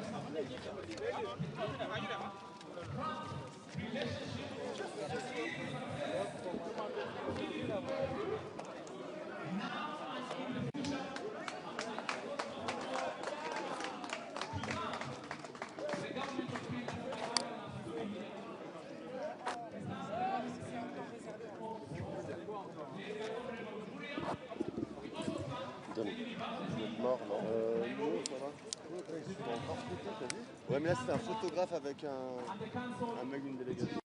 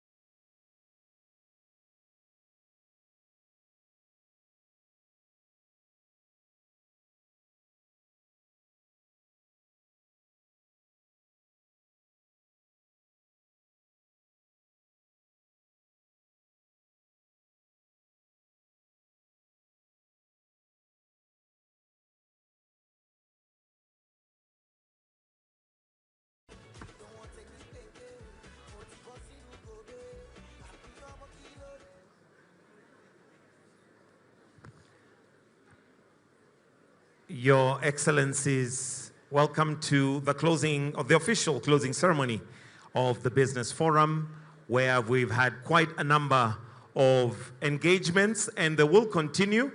So Your Excellency, Dr. William Samoei Ruto, President of the Republic of Kenya, and Your Excellency, Emmanuel Macron, President of the French Republic, welcome to the official closing ceremony of the Business Forum. We'll get right into it, and allow me, Your Excellencies, to start off with His Excellency, Dr. William Samoei Ruto, to come on stage to make his remarks. Let's give him a warm, warm clap as he's coming on stage. Welcome, Your Excellency.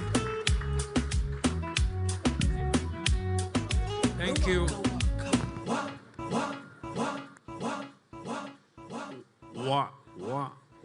Okay.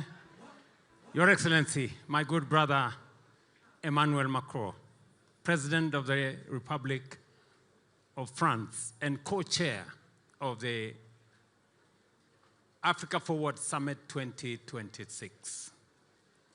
Excellencies, heads of state and government, honorable ministers, captains of industry, distinguished delegates, business people, entrepreneurs, innovators, ladies and gentlemen, we gather here in Nairobi at a very defining moment for this continent of ours and for the future of global partnership. On behalf of the government and people of Kenya, I warmly welcome all of you to this city of Nairobi. Welcome. This city builds very strong foundations established by what was successfully done by Inspire and Connect Business Forum that was the precursor for this meeting we are having here today. Throughout today, engagements here, I am told, have been witnessed we've witnessed more productive business engagements and deliberations. We have witnessed connections. We have witnessed exchange. We have witnessed the power of culture, sports, enterprise, and people-to-people engagement coming together to reflect the growing dynamism of Africa-France cooperation. These interactions have reaffirmed our shared commitment to deepen economic collaboration, expand trade and investment, strengthen cultural ties, and advance a partnership grounded in mutual respect, shared prosperity, and common ambition. This forum has renewed the spirit of engagement between Africa and France and strengthened the foundation upon which a new era of strategic cooperation can now be effectively built. As business leaders, investors, innovators, and policymakers from Africa, France, and beyond gather here today, the depth of today's conversation and the quality of engagement have demonstrated one thing very, very clearly. The opportunities for collaboration between Africa and France are immense, diverse, and transformational. Africa continues to consolidate its position as one of the world's most attractive investment destinations, supported by improving macroeconomic fundamentals and sustained economic growth. In 2025, the continent recorded economic growth of 4.2%, up from 3.5% in 2024. This progress is being driven by stronger macroeconomic stability, expanding domestic demand, infrastructure development, increasing investment flows, demographic strength that we have in our young people, and the continued diversification of Africa's natural and economic resources. Together, these factors are enhancing the continent's competitiveness and reinforcing Africa's emergence as a strategic frontier for global business, industrial expansion, and long-term growth. This morning, my brother, President Macron, and I were in a youth summit right here in this compound. And I remember one young person saying, look, it's no longer looking west or looking east, it's looking forward. And forward is actually looking south. That's what I was told this morning. And I guess that's why we are in this great city of Nairobi, one of the diplomatic hubs in the global south. The success of Africa's continental integration agenda, as envisioned under Africa's continental free trade area, will depend on quality infrastructure, strategic investment, strengthened partnership, and joint ventures, expanding trade, and meaningful technology transfer capable of accelerating intra-Africa commerce and, of course, economic transformation. Regional economic blocs, including the East African Community, COMESA, and SADC, under the tripartite framework, present extraordinary opportunities for investment, industrial expansion, and regional value chain development. Together, these regional frameworks represent a combined market of more than 800 million people across 29 countries and account for 60% of Africa's gross domestic product. This is not only a market of scale, it is a market of momentum. Excellencies, the global economy is undergoing profound realignment. Supply chains are shifting. Capital is repositioning itself. Nations and industries alike are seeking resilience, sustainability, efficiency, and stability. Africa, and indeed Kenya, stands at the center of this transformation. Our strategic location, vibrant private sector, improving a macroeconomic environment, youthful and innovative workforce, and expanding green energy infrastructure continue to strengthen Africa's integration into global value chains and support regional industrialization. Kenya in particular has made significant progress in expanding export processing zones and special economic zones that continue to provide attractive incentives for investors and an enabling environment for business. We have also liberalized our foreign exchange regime, enabling investors to repatriate 100% of their profits while advancing innovative financing that is available for all our investors. Infrastructure fund that we have just established, National Infrastructure Fund.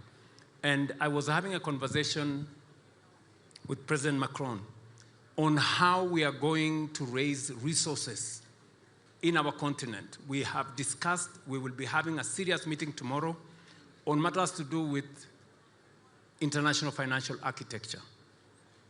While it is okay, and we are having a big conversation on how to make the Bretton Woods institutions more representative, how to enhance the voice of our continent, how to leverage on our shareholding, we also must do something as a region and a continent. And I have asked my good brother to support us as we push for the new Africa financial architecture, which we will be proposing as we go to the G7. We remain a strategic gateway to both regional and continental markets of nearly 1.6 billion people in this continent. We now look ahead to the next phase of this engagement. Our task is clear: to translate the commitments and conversations emerging from this forum into tangible outcomes that deliver measurable impact in trade, investment, infrastructure, innovation, manufacturing, and sustainable development. Our geography, ladies and gentlemen, and our history, our culture, our shared aspirations for inclusive prosperity provide a powerful foundation for deeper and more enduring cooperation under the Africa Forward framework. That partnership has deepened in recent years. And I want to thank my good friend, President Macron, for having the courage to recalibrate the relationship between France and Africa.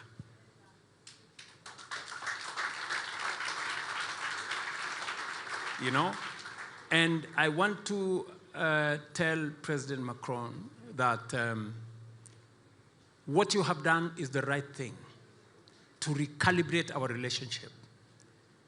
You understand very well that this is a continent of tremendous opportunity, resources, and wealth. And what we are doing as leaders in this continent is not to look for aid anymore. It's not to look for loans anymore. We want to have a balanced conversation. We want to have a mutually beneficial conversation. And this conversation is going to be about investment.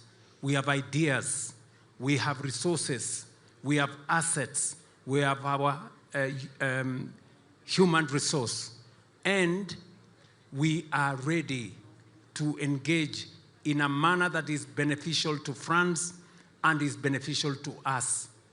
We no longer want a relationship that is one-sided. And this is why this France-Africa Summit in Nairobi is different. We are shifting. The reason why it is being held in an Anglophone country is because we want inclusivity. We want those of us who are Anglophone to feel as part of this relationship as those who are Francophone, because we are one continent and we are one people. And we want that relationship to be a relationship of shared responsibility. We too have responsibilities, the same way our partners and friends have responsibilities. So we must appropriate our responsibilities. We must do our part as everybody else does their part. So congratulations, my good friend Macron. We will be going to the G7. And I will be asking my brother, as the leader of the G7 from June this year, to help us position this continent appropriately. We want two very important things. Number one, we want a functioning, representative, fair, international financial architecture. One that recognizes our opportunities, one that does not unfairly judge African economies. We want a fair credit rating mechanism that does not disadvantage our economies. And we will prosecute our case and do so efficiently. Number two, we want to make sure that the global financial architecture respects the voice of 1.4 billion people living in this continent. For far too long, we were part of others. We do not want to be part of others. We are a people, we are nations, and I know that President Macron is going to stand with us. I normally tease him, and I normally tell him, when he speaks, he's the only person in the G7 who speaks the language of Africans. And Mr. President, I say this without fear of any contradiction because I have engaged with you and I know where you stand. So I want to say to all of you, congratulations, ladies and gentlemen in this room. Now listen, the business people. You guys have a lot of money. You know? You guys are stranded with a lot of money, and we are stranded as, in government with a lot of projects. We must find the mechanism that leverages on private sector resources, on pension funds, and on money that's available in our insurance companies to drive programs and projects of transformation in our continent. We have huge resources. I want you to listen to me. We have huge resources in our pensions, running into trillions. We have huge resources with our insurance companies, running into trillions, but they fear to invest in public projects because they think it is risky. Now listen to me. We are developing a mechanism together with the Africa Development Bank, Afri-Exim Bank, Trade and Development Bank, Africa Finance Corporation, RTD, and I remember discussing this with President Macron yesterday, so that we can have a mechanism that will de-risk our public projects and enable you, private sector, pension funds, and insurance companies to invest in public projects. That is how we are going to grow this continent. Continuing to depend on the resources of others and expecting that they will make them available at concessional rates will be a waiting game in vain. So we need to think. That is why in Kenya, we have already established the National Infrastructure Fund. We already have the first $1 billion in the National Infrastructure Fund. And this is a fund that we established 4 months ago. In another few months, maybe a month or two, we will have another $2 billion. And we want to leverage the $3 billion that we are going to put in that fund to raise $30 billion to run our infrastructure programs. That is how transformation is going to be undertaken in this continent. You know, we're not going to be waiting for resources from others. And finally, let me say this. As we work with the private sector, we want the private sector to develop confidence. We now have an opportunity, and I want to talk to the private sector people who are sitting here. I hope my good friend Aliko Dangote is in the room, or right there. We have an infrastructure project for the development of an East African refinery. Dangote tells me that is going to cost anywhere between $16 billion and $20 billion. That East African facility, East African refinery facility, is an investment that the government of Kenya, the government of Uganda, the government of Tanzania, we have agreed that we want to develop a facility that is going to assist us with our fuel products. We do not want to be held hostage anymore by the Strait of Hormuz. We do not want to be held hostage by wars that are started by other people. We have our own resources here, and we are saying we are going to use our African resources to industrialize our region. And that is why we have asked Aliko Dangote here to do a research. We have the port of Tanga, we have the port of Mombasa, we have the port of Lamu, and the rest in between. Wherever they will find the most suitable location. From our perspective, because the crude pipeline was going to Tanga, we thought that is the best location. But we will not dictate to Aliko Dangote and the investors. But I want to also tell Aliko, and all the other guys, you are not going to invest alone. Governments are also going to invest, so that when you make the money, we also make the money. Right? And we are going to invest so that we can de-risk that investment. I am going to use resources from my National Infrastructure Fund to invest in the refinery, so that we can share in the profits that come, and we can assist our private sector to de-risk the investments they are going to put in these projects and make those projects viable and make them cost-effective. Let me give you another opportunity. We are building a new airport in Nairobi. It's going to cost us around $1.5 billion. There is an opportunity for investment. Are there any business people in this room? Or these are tourists?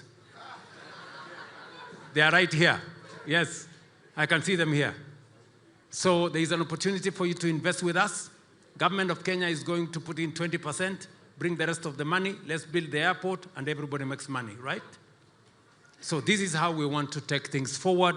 That is how we are going to build public infrastructure. That is how we are going to use private-public partnership to drive African transformation. And that is what we are going to do going forward.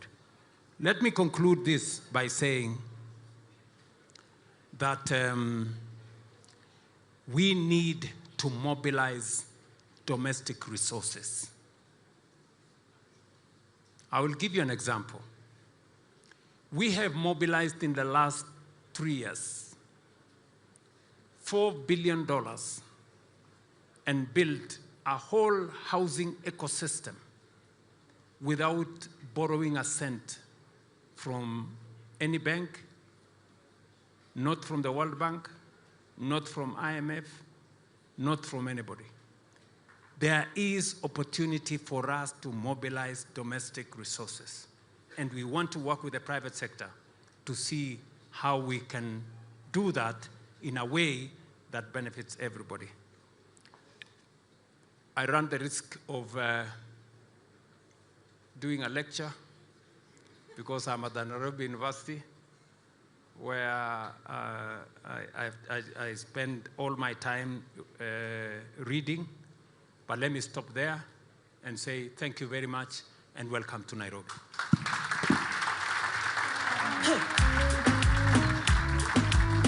Great. Now it's my moment to invite my good friend and brother, the President of France, Emmanuel Macron.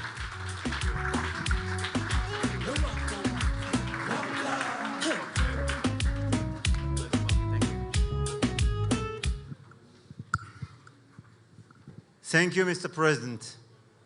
Dear William, Mr. Prime Minister, ministers, please. Ministers, ambassadors, business leaders, I'm extremely happy to be here and thank you. Thank you very much, Mr. President, not just for welcoming us and hosting this very important meeting, a premiere, but co-chairing as well this Africa Forward Summit. I will switch in French. Monsieur le Président, Mesdames, Messieurs, nous sommes très heureux avec le Président de pouvoir conclure, même si je sais qu'il y a encore beaucoup de prises de parole. Aliko et plusieurs de ses collègues devaient ici aussi prendre la parole et évoquer la suite, et tout ça va se poursuivre. Mais je voulais ici dire quelques mots, quelques convictions dans la continuité, le droit fil du président Ruto, mais déjà que vous puissiez mesurer collectivement ce que représente ce sommet. Normalement, quand il y avait un sommet Afrique-France, ça s'appelait comme ça s'appelait pas Africa Forward, et on commençait par les chefs d'État et de gouvernement. Il y avait marginalement l'implication des décideurs économiques. On pouvait faire des forums d'affaires peut-être à part, mais c'était essentiellement dans la main des dirigeants et de manière un peu préécrite. Ce sommet Africa Forward, tel qu'il a été conçu, a mis d'abord la jeunesse au cœur. On était ce matin avec le président Ruto auprès des jeunes, et on a parlé jeunesse, culture et créativité, sport, énergie, santé, digital, agriculture. Et vous avez tenu tout aujourd'hui un business forum inédit qui, autour de Inspire and Connect Africa Forward, a permis des rencontres d'affaires, je vais y revenir, mais de porter aussi la voix des chefs d'entreprise, des investisseurs que vous êtes, des dirigeantes et dirigeants d'entreprises de tout le continent de France et d'Europe, de manière inédite pour demain notre sommet. Puisque tout ça se continuera avec une représentation de certains d'entre vous qui viendra échanger dans un moment complètement inédit avec les chefs d'État et de gouvernement qui seront présents demain. Alors pour ça, je veux remercier très chaleureusement d'abord, évidemment, nos hôtes kenyans, l'université, l'ensemble de vos équipes, Monsieur le Président et des ministères, merci infiniment. Et les co-organisateurs, BPI France, Business France, Proparco, et tous ensemble, vous avez su créer ce moment absolument inédit. Donc bravo à vous et merci.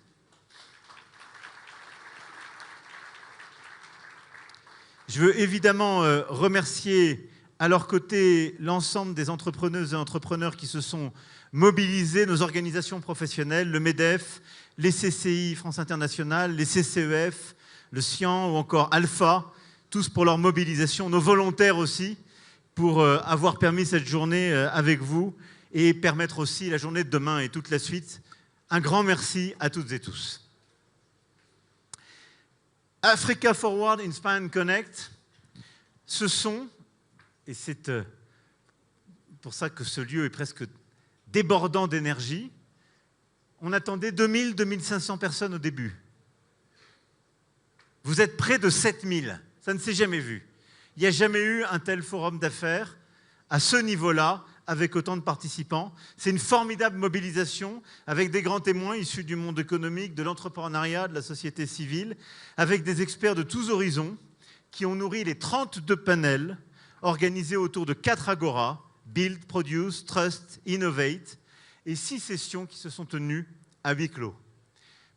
Près de 7000 participants, plus de 700 rencontres d'affaires organisées. C'est ça le résultat de ce moment inédit, avec là aussi des résultats absolument uniques qui sont en train de changer les choses. Alors vous l'avez dit, Président, et je crois qu'on se retrouve ici ensemble tous les deux parce que nous portons la même vision. Le partenariat entre la France et l'Afrique, il a des fondations solides. Beaucoup d'entreprises les portent ici. 64 milliards d'euros d'échanges commerciaux annuels, 50 milliards d'euros d'investissements directs français en Afrique, auxquels s'ajoutent des investissements africains en croissance constante en France, 1 million d'emplois créés par les entreprises françaises sur le continent, 5 milliards d'euros de transferts annuels de la diaspora. Ne jamais les oublier. Et depuis 10 ans, notre relation s'est profondément transformée sur la base justement de ce que le Président a pu évoquer et de ce en quoi nous croyons très profondément. Et au fond, il y a un regard qui a changé, le Président l'a dit très bien, qu'on est en train de changer, que les entreprises françaises sont en train de changer, il faut encore accélérer. Que dans les commentaires en France, je ne sens pas toujours assez et je n'entends pas assez, que parfois, dans certains pays francophones d'Afrique, je n'entends pas assez. On dit la France est en train de disparaître, elle se désintéresse de l'Afrique. Non, pas du tout. Mais la relation change, et heureusement. La France, depuis 25 ans, elle est bousculée en Afrique. Et c'est normal, et c'est très bien. Et c'est très bien. Et elle est bousculée, pourquoi ? Parce que pendant trop longtemps, trop de monde, il faut le dire, dans les grandes entreprises comme dans les administrations, pensait qu'il y avait un précaré. Non, on est français, tout nous est ouvert. Ben fini. Les Chinois sont arrivés, les Turcs, les Américains, beaucoup d'autres, et beaucoup d'autres Africains, et on dit on est plus compétitifs que vous, on est meilleurs que vous, et ils ont pris des parts de marché. Et des pays qui se sont développés ont donné ces parts de marché à des gens qui étaient plus compétitifs que nous. Et alors ? L'Afrique se développe de manière inédite. C'est le continent le plus dynamique au monde. L'année dernière, plus de croissance que l'Asie du Sud-Est. C'est un continent où il y a plus d'1 milliard de jeunes de moins de 30 ans. Il faut juste que nous, et c'est ce qu'on fait ces dernières années, Français et Européens, on se réveille. Et on s'est réveillé. L'AFD s'est remobilisée avec elle dans ce partenariat avec BPI France, tout ce qu'on a fait ces dernières années. Les Choose Africa, Digital Africa, nos passeports, talents, tout ce qu'on a fait pour que la jeunesse, nos diasporas aient beaucoup plus vite, beaucoup plus fort. Et puis on s'est réveillé, on a dit on veut reconquérir des parts de marché dans l'Afrique francophone, mais on veut aussi en conquérir dans l'Afrique lusophone, anglophone, parce que l'Afrique n'est qu'un continent. Mais pas parce que c'est un droit, parce qu'on veut être les meilleurs. Et on doit changer la logique. Et le président Ruto l'a dit formidablement. Ce que demande le continent africain, ce n'est pas qu'on vienne donner de l'aide. Ils veulent qu'on vienne investir. Ils ne veulent pas qu'on vienne expliquer ici ce qui est bon et qui correspond à notre offre, parce qu'on aurait, nous, on est très bon dans tel et tel domaine, on va vous expliquer, vous en avez besoin, vous ne l'aviez pas compris, on arrive. Ça ne marche plus. Il faut co-construire avec le continent africain et dire où est-ce que le business veut se développer, dans l'énergie, dans les infrastructures, dans l'éducation, dans l'agriculture, dans la santé, et ensemble, on co-investit, on coproduit. Cette révolution conceptuelle, c'est celle qu'on a mise en marche ces dernières années. Quand il y a eu le Covid, tout de suite, on s'est engagé. J'ai appelé le président de, c'était Moussa Faki à l'époque, de la Commission de l'Union africaine. On a fait ensemble un bureau de l'Union africaine et on a lancé une plateforme pour produire en Afrique des diagnostics, des tests et commencer à produire des vaccins. William s'en souvient, on a lancé des projets ici, on en a lancé au Rwanda, on en a lancé en Afrique du Sud, chez notre frère Cyril, et des entreprises africaines et européennes ont développé ensemble des productions. Parce que le continent africain en avait marre juste de recevoir nos médicaments produits ailleurs, parce que la réalité était la suivante, l'Afrique c'était 20% des besoins de vaccins, 1% de la production de vaccins. Et c'est ça qu'on est en train de bouger. Et de la même manière, quand on a lancé au Nigeria, avec mes frères chefs d'entreprise que je vois ici, des initiatives nouvelles dans les industries culturelles et créatrices, dans l'énergie, dans le digital, on l'a fait en coproduction. Parce que les Nigériens nous ont dit, c'est bon, nous on sait faire. Mais venez nous aider pour mieux intégrer, et être mieux intégrés dans la CEDEAO. Parce que être en partenariat avec des entreprises du monde francophone comme les vôtres, c'est intelligent pour nous, pour mieux travailler avec la Côte d'Ivoire, avec le Sénégal et aller plus loin dans l'intégration régionale. Et donc toute la stratégie qu'on mène depuis 10 ans, c'est une stratégie de réveil, de changement de regard, de respect, de partenariat mutuel qui dit, 1, nos diasporas en France sont une chance. On a des millions de jeunes qui ont des origines africaines, on veut qu'elles se démultiplient ici. 2, on veut que nos entreprises françaises les emploient, les embauchent, pour être en quelque sorte des accélérateurs de croissance sur le continent. 3, ce continent a toutes les clés en main. On veut l'aider, on veut co-investir avec lui et sortir de la logique verticale pour être dans une logique d'égalité partenariale, de co-investissement. Et 4, on veut bâtir ensemble ces solutions d'avenir. Parce que les solutions d'avenir se feront pour ce continent avec sa jeunesse. Et on l'a vu ce matin, le président le rappelait, le mobile payment, il a été inventé ici, s'est développé beaucoup plus vite en Afrique que sur le continent européen. Et nos amis kenyans le savent, comme nos amis marocains le savent formidablement, eux aussi. Tout ça, c'est ce qui est au cœur de Africa Forward. C'est un changement de regard et un changement de logique. Et donc je voulais simplement vous annoncer aujourd'hui que, à travers cette mobilisation, tout ce qui a été fait, il y a des résultats très concrets pour le continent africain. Aujourd'hui, par votre mobilisation et ce qui a été fait, ce sont 23 milliards d'euros d'investissement annoncés pour le continent africain. 23 milliards d'euros.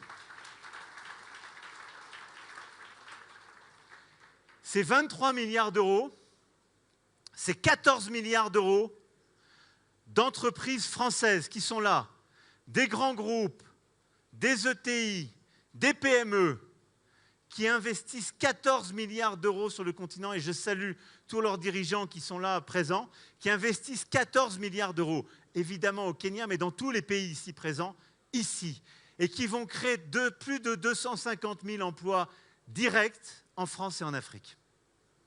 Et à côté de ça, c'est 9 milliards d'euros d'investissement d'entrepreneurs et d'investisseurs africains en Afrique qui se sont mobilisés. C'est inédit et c'est exactement la plateforme de mobilisation dont nous avions besoin, dont on a besoin et qu'on veut accélérer. Donc, immense applaudissement pour vous tous ici, pour ce résultat extraordinaire.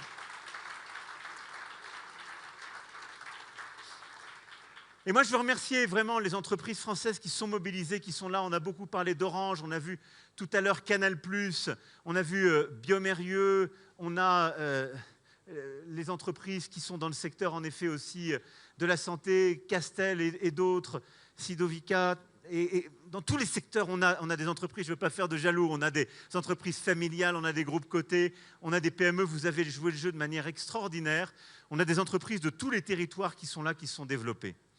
Mais je suis très heureux que vous soyez là, aux côtés de grands dirigeants, malgaches, béninois, sénégalais, nigérians, marocains, et qu'ensemble vous construisiez des projets. Parce que c'est exactement ça l'avenir. Et je voulais vous dire que tout ça, je le conçois aussi dans un rapport totalement réciproque. Avec Boger le sait, on a fondé avec Jean, quelques autres, Tony était là aussi, on pense à Gilbert, à Mike, on a tous les amis qui sont là, le professeur Abiou était avec nous ce matin pour la villa et Aliko aussi. On a fondé ce conseil africain franco-nigérian. Le Nigeria était au cœur de Choose France. Il y a 2 ans, 3 ans, 4 ans, il le sera encore. Et ce que je voulais vous dire dans le rapport bilatéral, c'est que je veux qu'il y ait plus d'investisseurs africains en France aussi. On n'est pas juste là pour venir investir sur le continent africain à vos côtés, mais on a besoin que les grands leaders d'entreprises africains viennent investir en France. Et c'est ça aussi qui fonde cette relation, maintenant totalement décomplexée. Parce que c'est aussi un changement du regard, c'est aussi une réalité. Il y a aujourd'hui des investisseurs, des entrepreneurs sur le continent africain extraordinairement innovants, extraordinairement ambitieux, qui nous aident à changer la France et qui nous aident à créer des emplois industriels dans notre pays. C'est une immense fierté et c'est la clé de ce partenariat réciproque, juste, dont William a parlé il y a un instant. Et donc vraiment un immense bravo pour ces investissements, ce qui a été fait. Et je voudrais finir en répondant au président Ruto pour ce qu'il a dit et ce qu'on va faire demain et à Évian. Vous avez à la clé ces dizaines de milliards d'investissements, ce changement de la perspective qu'on a su faire durant ces 10 dernières années ensemble, mais on veut aller plus loin. Et si on est honnête, quels sont les défis aujourd'hui pour que l'Afrique soit au rendez-vous de sa réussite entrepreneuriale? On les connaît. 1, l'éducation. Franchement, ce qu'a fait le Maroc, c'est une révolution incroyable. Je le dis ici, Monsieur le Premier ministre, mais ce que vous avez fait sous l'autorité de Sa Majesté le Roi est un modèle pour le continent, formation primaire, secondaire et universitaire, avec des résultats, c'est là qu'on voit les choses, c'est parmi les meilleurs résultats dans notre école polytechnique, les jeunes qui sortent de chez vous. Et donc, c'est un modèle extraordinaire. Le Kenya est en train de faire des choses absolument formidables. Le Nigeria est en train de faire des choses formidables, on le voit ici. Et c'est d'ailleurs pour ça qu'on a commencé la journée avec le président, avec un investissement de l'Agence française de développement dans l'ingénierie, l'IA, avec sa clé, avec l'AFD, dans cet alma mater du président Ruto. L'éducation, l'éducation, l'éducation. 2, l'énergie. Vous avez cette bataille. On a besoin que le continent africain transforme son énergie. Et il y a des trésors extraordinaires. Des trésors d'hydroélectricité. Je pense à la République démocratique du Congo, avec des entrepreneurs qui sont là, des grands projets qui sont en train de se bâtir, en RDC et au Congo-Brazza. Je pense aussi aux grands hydrocarbures. L'Algérie a un potentiel de développement extraordinaire, avec là aussi des investisseurs, des entrepreneurs qui peuvent faire de l'Algérie l'un des Eldorado de demain pour les transitions par le gaz, pas simplement pour le continent africain, mais toute la Méditerranée. Et vous avez dans beaucoup de vos pays la volonté de développer le nucléaire civil, et on veut être des partenaires de cela. Et donc l'énergie, c'est un formidable levier de transformation. Vous avez des grands entrepreneurs de l'énergie ici, on veut être des partenaires de ce développement. La troisième chose, ce sont les infrastructures. Ça a été très bien dit. Des infrastructures du numérique, les infrastructures de transport, les infrastructures d'énergie, le grid là aussi. C'est une clé pour développer l'économie de vos pays. C'est une clé pour la souveraineté du continent africain. Et c'est là d'ailleurs où nous avons exactement le même défi. On a commencé la journée comme ça avec le président. C'est que nous aussi, on veut notre propre souveraineté sur nos infrastructures comme vous. Éducation, énergie, infrastructure, structuration de l'économie. C'est le 4e défi. L'un des grands défis de l'Afrique, on le sait, c'est qu'il y a énormément d'emplois qui se créent, mais beaucoup trop dans l'économie informelle. Et donc, il faut aider les entreprises du continent africain à structurer, en améliorant la gouvernance, en permettant de grandir, en permettant, ce faisant, de payer de meilleurs salaires, d'intégrer le système bancaire et le financement pour permettre à plus de ménages en Afrique, jeunes ou moins jeunes, d'accéder à un logement durable, aux services primaires que sont l'éducation et la santé et au bon développement. La capacité à faire de l'économie africaine une économie plus formelle, elle est clé. Et c'est là où on doit aider vos gouvernements, les accompagner dans la structuration de ces stratégies. Et le 5e et dernier, et je suis sans doute incomplet, mais c'est les 5 auxquels je tenais, c'est pour réussir ça, il faut de l'investissement massif. Massif, public et privé. Et cette stratégie d'investissement, c'est celle qu'on est en train de mener. Et donc vous avez en quelque sorte fait votre part avec les annonces d'aujourd'hui, les 23 milliards d'euros d'investissement venant de la France, du continent africain pour l'Afrique. Mais ce qu'on veut faire demain et au G7, c'est de structurer un cadre d'investissement pour le continent africain. Il n'y a aucune raison aujourd'hui pour qu'il y ait si peu d'investissements privés qui viennent sur un continent plein d'énergie et de jeunesse comme le vôtre. Et donc dans ce continent, si on veut réussir à monter la chaîne de valeur, qui est le cœur des défis si on veut réussir la montée dans l'économie formelle, l'Afrique est un continent où on ne doit pas simplement extraire les matières et les minerais, on doit les transformer, on doit créer de l'industrie, on doit avoir une agriculture intelligente pour la structurer et avoir toutes ces opportunités. Si on veut ça, il faut de l'investissement massif. Pour ça, il faut qu'on arrive à résoudre la question du rating des pays et de beaucoup des entreprises et de la notation. Et il faut qu'on arrive à résoudre le traitement du risque pour les investisseurs, souvent non africains, et parfois certains investisseurs africains. Il y a 6 ans ensemble, on a lancé à Paris, 5 ans, c'était le sommet pour le financement des économies africaines, on a bâti une stratégie d'émission des droits de tirage spéciaux du FMI pour les réallouer en Afrique. On a réussi notre pari, plus de 100 milliards de droits de tirage spéciaux ont été réalloués sur le continent africain. Initiative franco-africaine.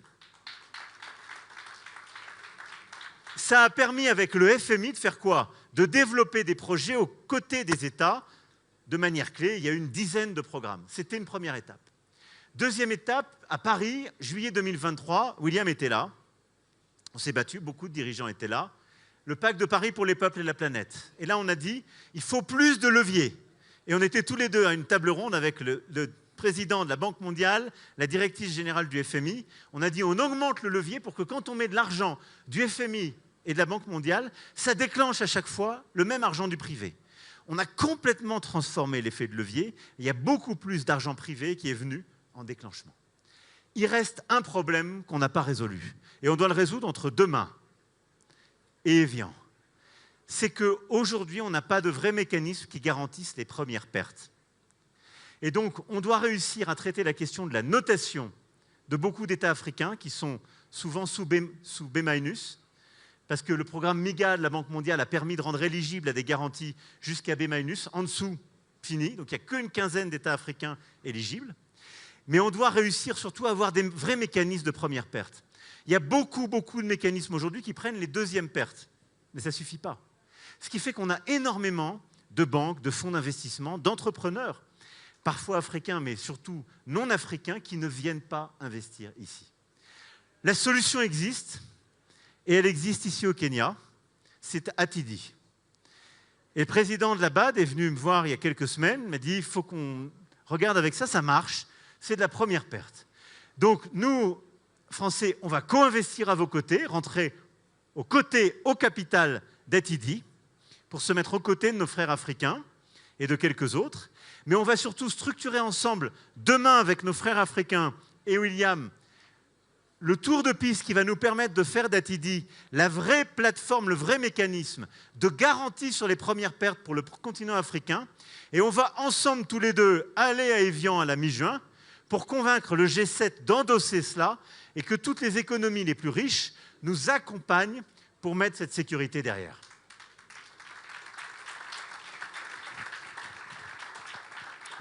Voilà mes amis, je ne serai pas plus long, je vais arrêter là. En tout cas, on a senti toute la journée beaucoup d'énergie. Et je voulais vous dire combien on est fiers avec le président Ruto d'être à vos côtés. Et au fond de vous dire, l'avenir, c'est vous qui allez l'écrire. Les plus jeunes comme les moins jeunes, mais ceux qui portent l'avenir de ce continent, que vous soyez entrepreneuses, entrepreneurs, artistes, académiques, chercheurs ou chercheuses, journalistes, sportifs. Et avec ce forum, vous avez, je crois, ouvert une ère nouvelle.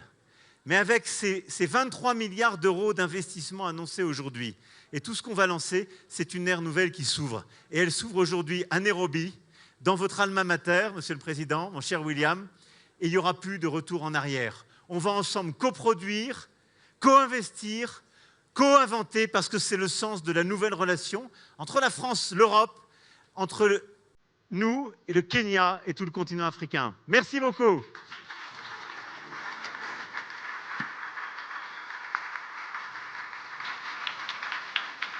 A round of applause to His Excellency Dr. William Samoei Ruto and His Excellency Emmanuel Macron.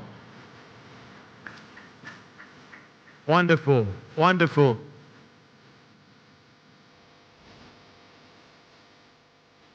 Thank you, Your Excellencies.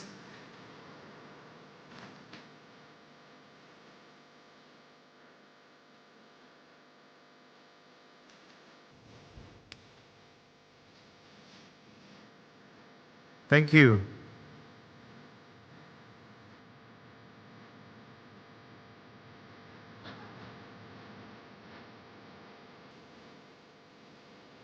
So for the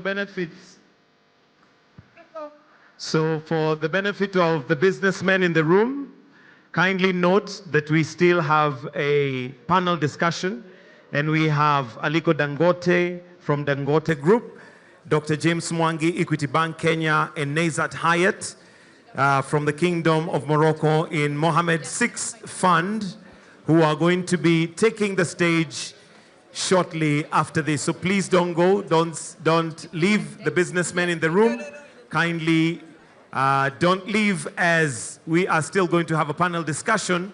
And like I've mentioned, we have Aliko Dangote, Dr. James Mwangi, and Nazat Hayat, who are going to be taking the stage shortly after this. So I kindly request that we all maintain our positions as I call on Caro, who is going to be running and heading that session, which is going to take place very, very shortly. So please, let's maintain our positions. Thank you.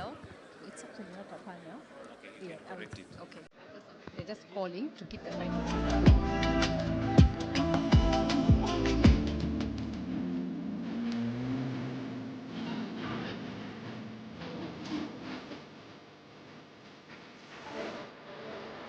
Okay, I know you want to leave. We want to hear these final leaders of Dangote, James Mwangi, Tony Alimulu, and if the presidents are not in a hurry, they can hear the last word from the business sector. If I can have them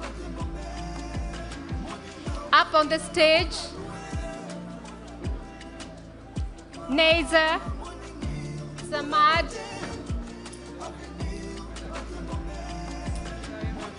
yeah.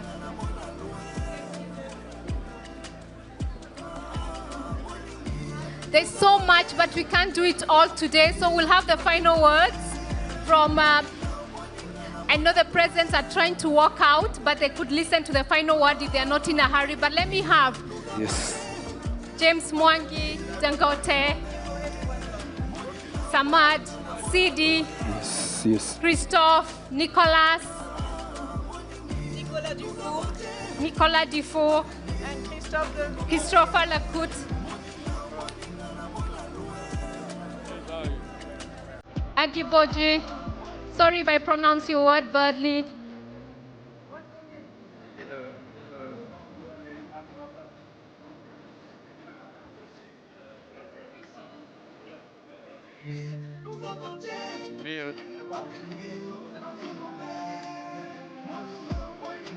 Okay.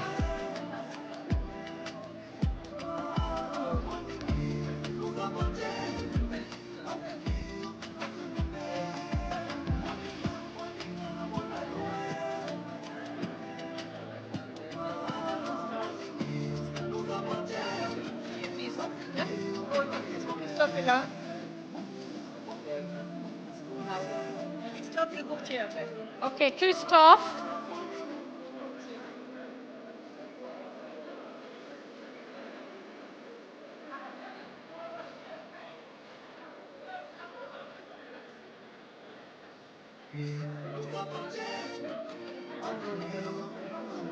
Okay. Just waiting for the music to die down.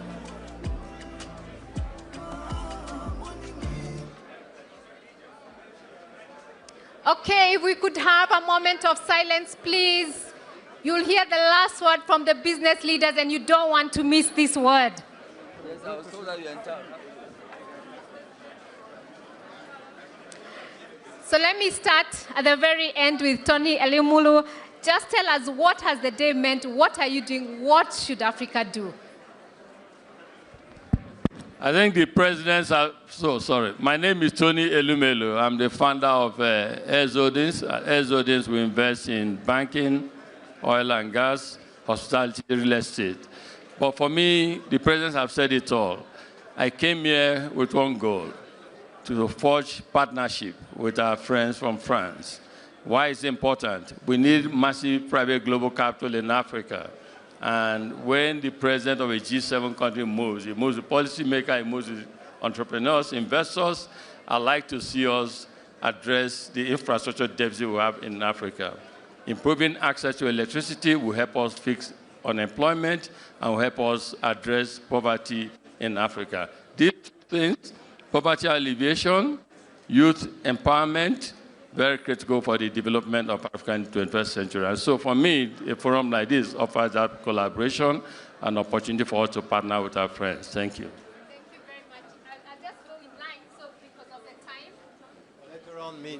No, first, the African business. What's your question? No, No, we have a session. Okay. Three of You have a us. session. Go ahead. Okay. So, Nicolas? 1 minute. Wait. Just your No, final word. I just wanted to, yes, my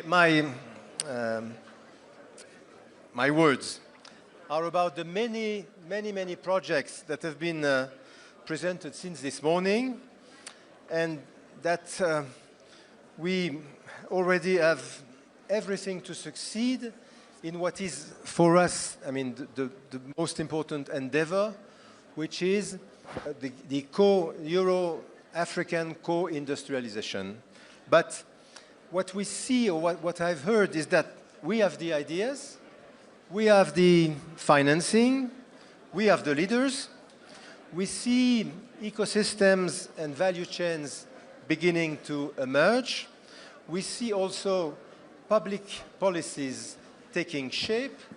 But my conviction, I'll be very short, is that to succeed, there's only one solution, is to join forces, but more than that, invent a new way of working between the public and the private sector, between financiers and project leaders, between startups and multinationals, between stakeholders on both sides of the Mediterranean. You can count on AFD to fully commit to this endeavor. And as it's my first day here as CEO of AFD, you can sure I'll do everything I can to go in that direction. Thank you very much. Thank you for that commitment. I'll leave these three, will be my last three, so I'll go to these three. What's your last word? Do you have a commitment, or what's the last word you'd like to tell the business community this evening?